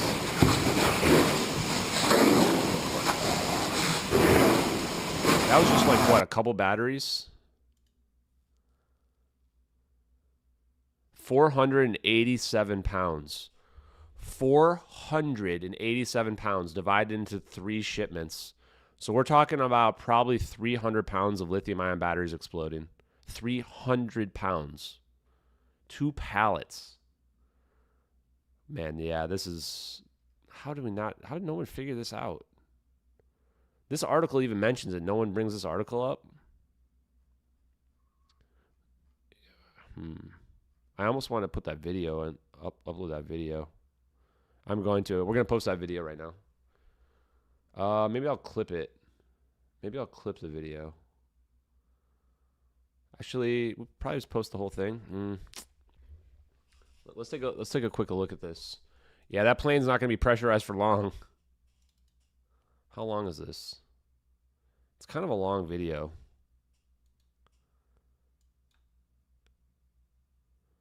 $5,000 lithium-ion batteries.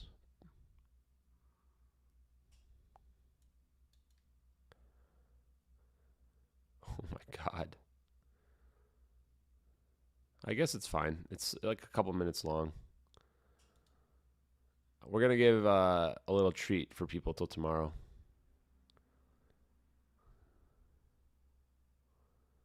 It's all off one sketchy article. This isn't one sketchy article, man. If you want to argue with the facts, let's argue with the facts. Let's not try to discredit the articles, where the article comes from.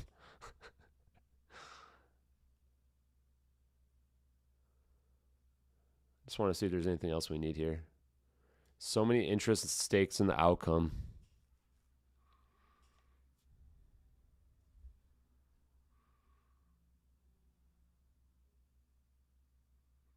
I think there's reason to doubt the investigators, yes.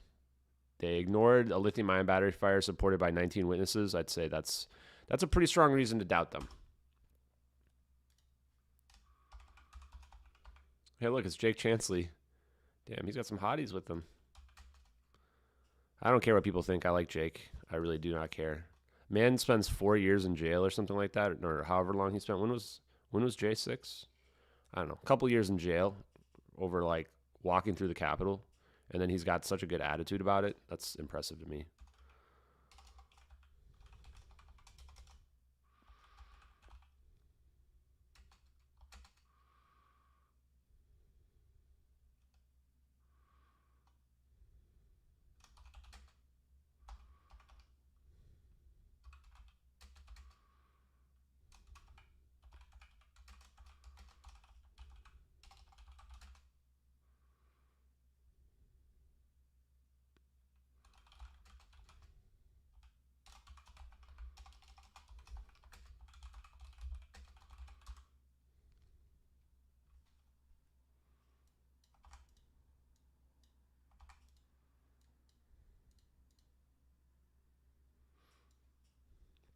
Anybody who goes to jail and has that good of an attitude coming out, you're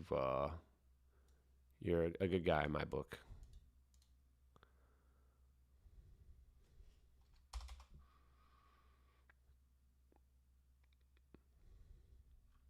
I think we just push like this. We just go like this with it, get people hyped up.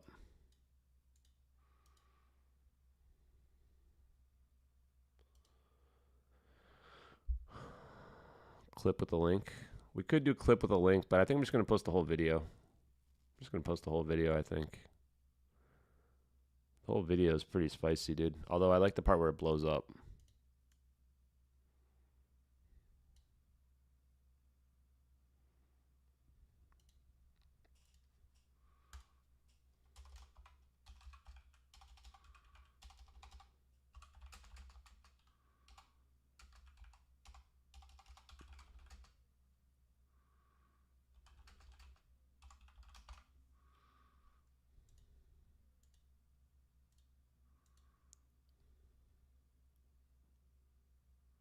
Should I do breaking update?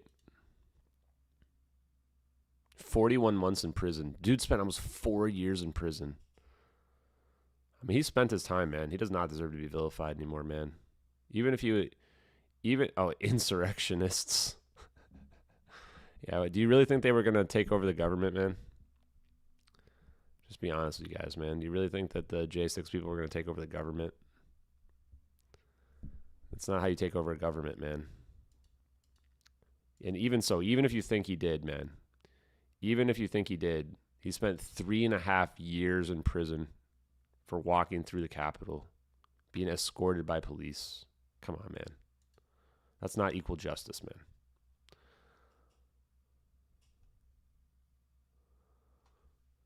I think I'm not going to break it. I'm not going to make it breaking update. We're just going to have it be like this.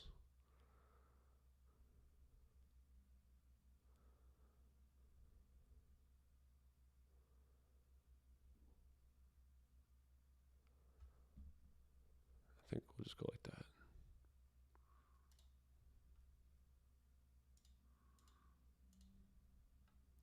Sweet. Okay. Here's the fire. Guys, come on, man. If you guys have been following this investigation this long and you're upset about which sources are being used and how credible the sources are, you haven't learned anything. If you can learn anything from this investigation, I want you to learn that how many credentials somebody has, how many letters they have next to their name, how many times, whether or not it comes from CNN or whatever, has no bearing on factual content. No bearing.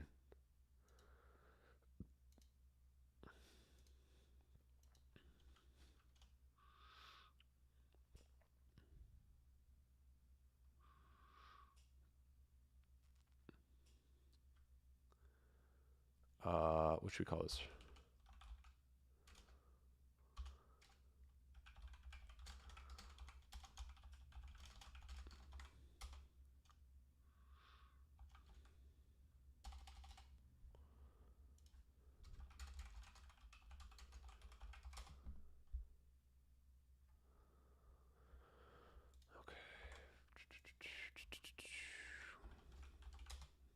Okay, I think it's sleepy time. I think it's sleepy time, folks. I don't know about directed energy weapons. All I know is that this plane had a fire.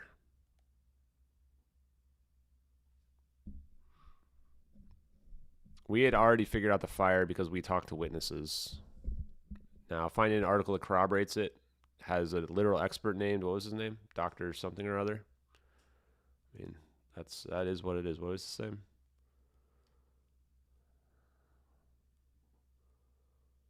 We had to find that guy's name. I'll find it tomorrow. It's in that article somewhere. There's a literal expert quoted in there.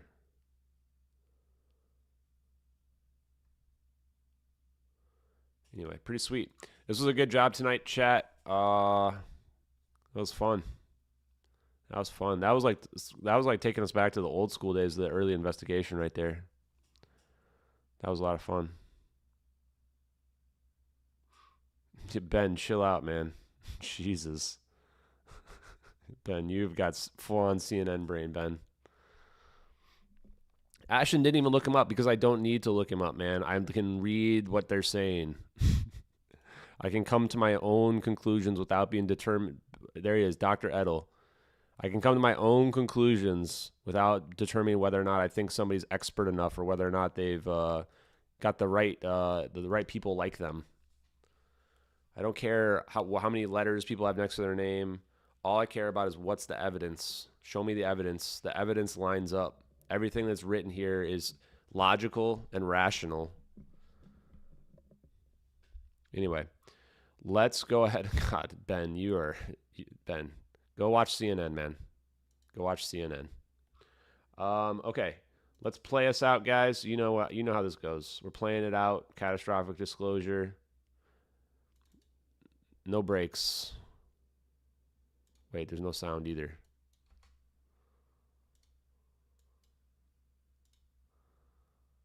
Malaysian MH370, contact Ho Chi Minh 120.9. Good night. Good night, Malaysia 370. Breaking news tonight, a Malaysia Airlines flight with 239 people on board, including 4 Americans, has gone missing.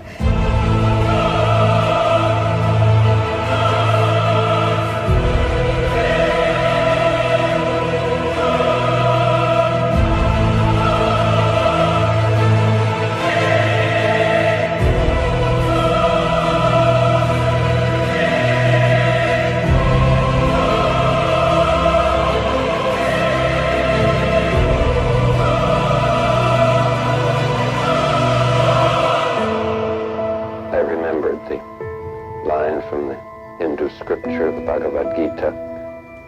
Vishnu is trying to persuade the prince that he should do his duty, and to impress him takes on his multi-armed form and says, "Now I am become death, the destroyer of worlds."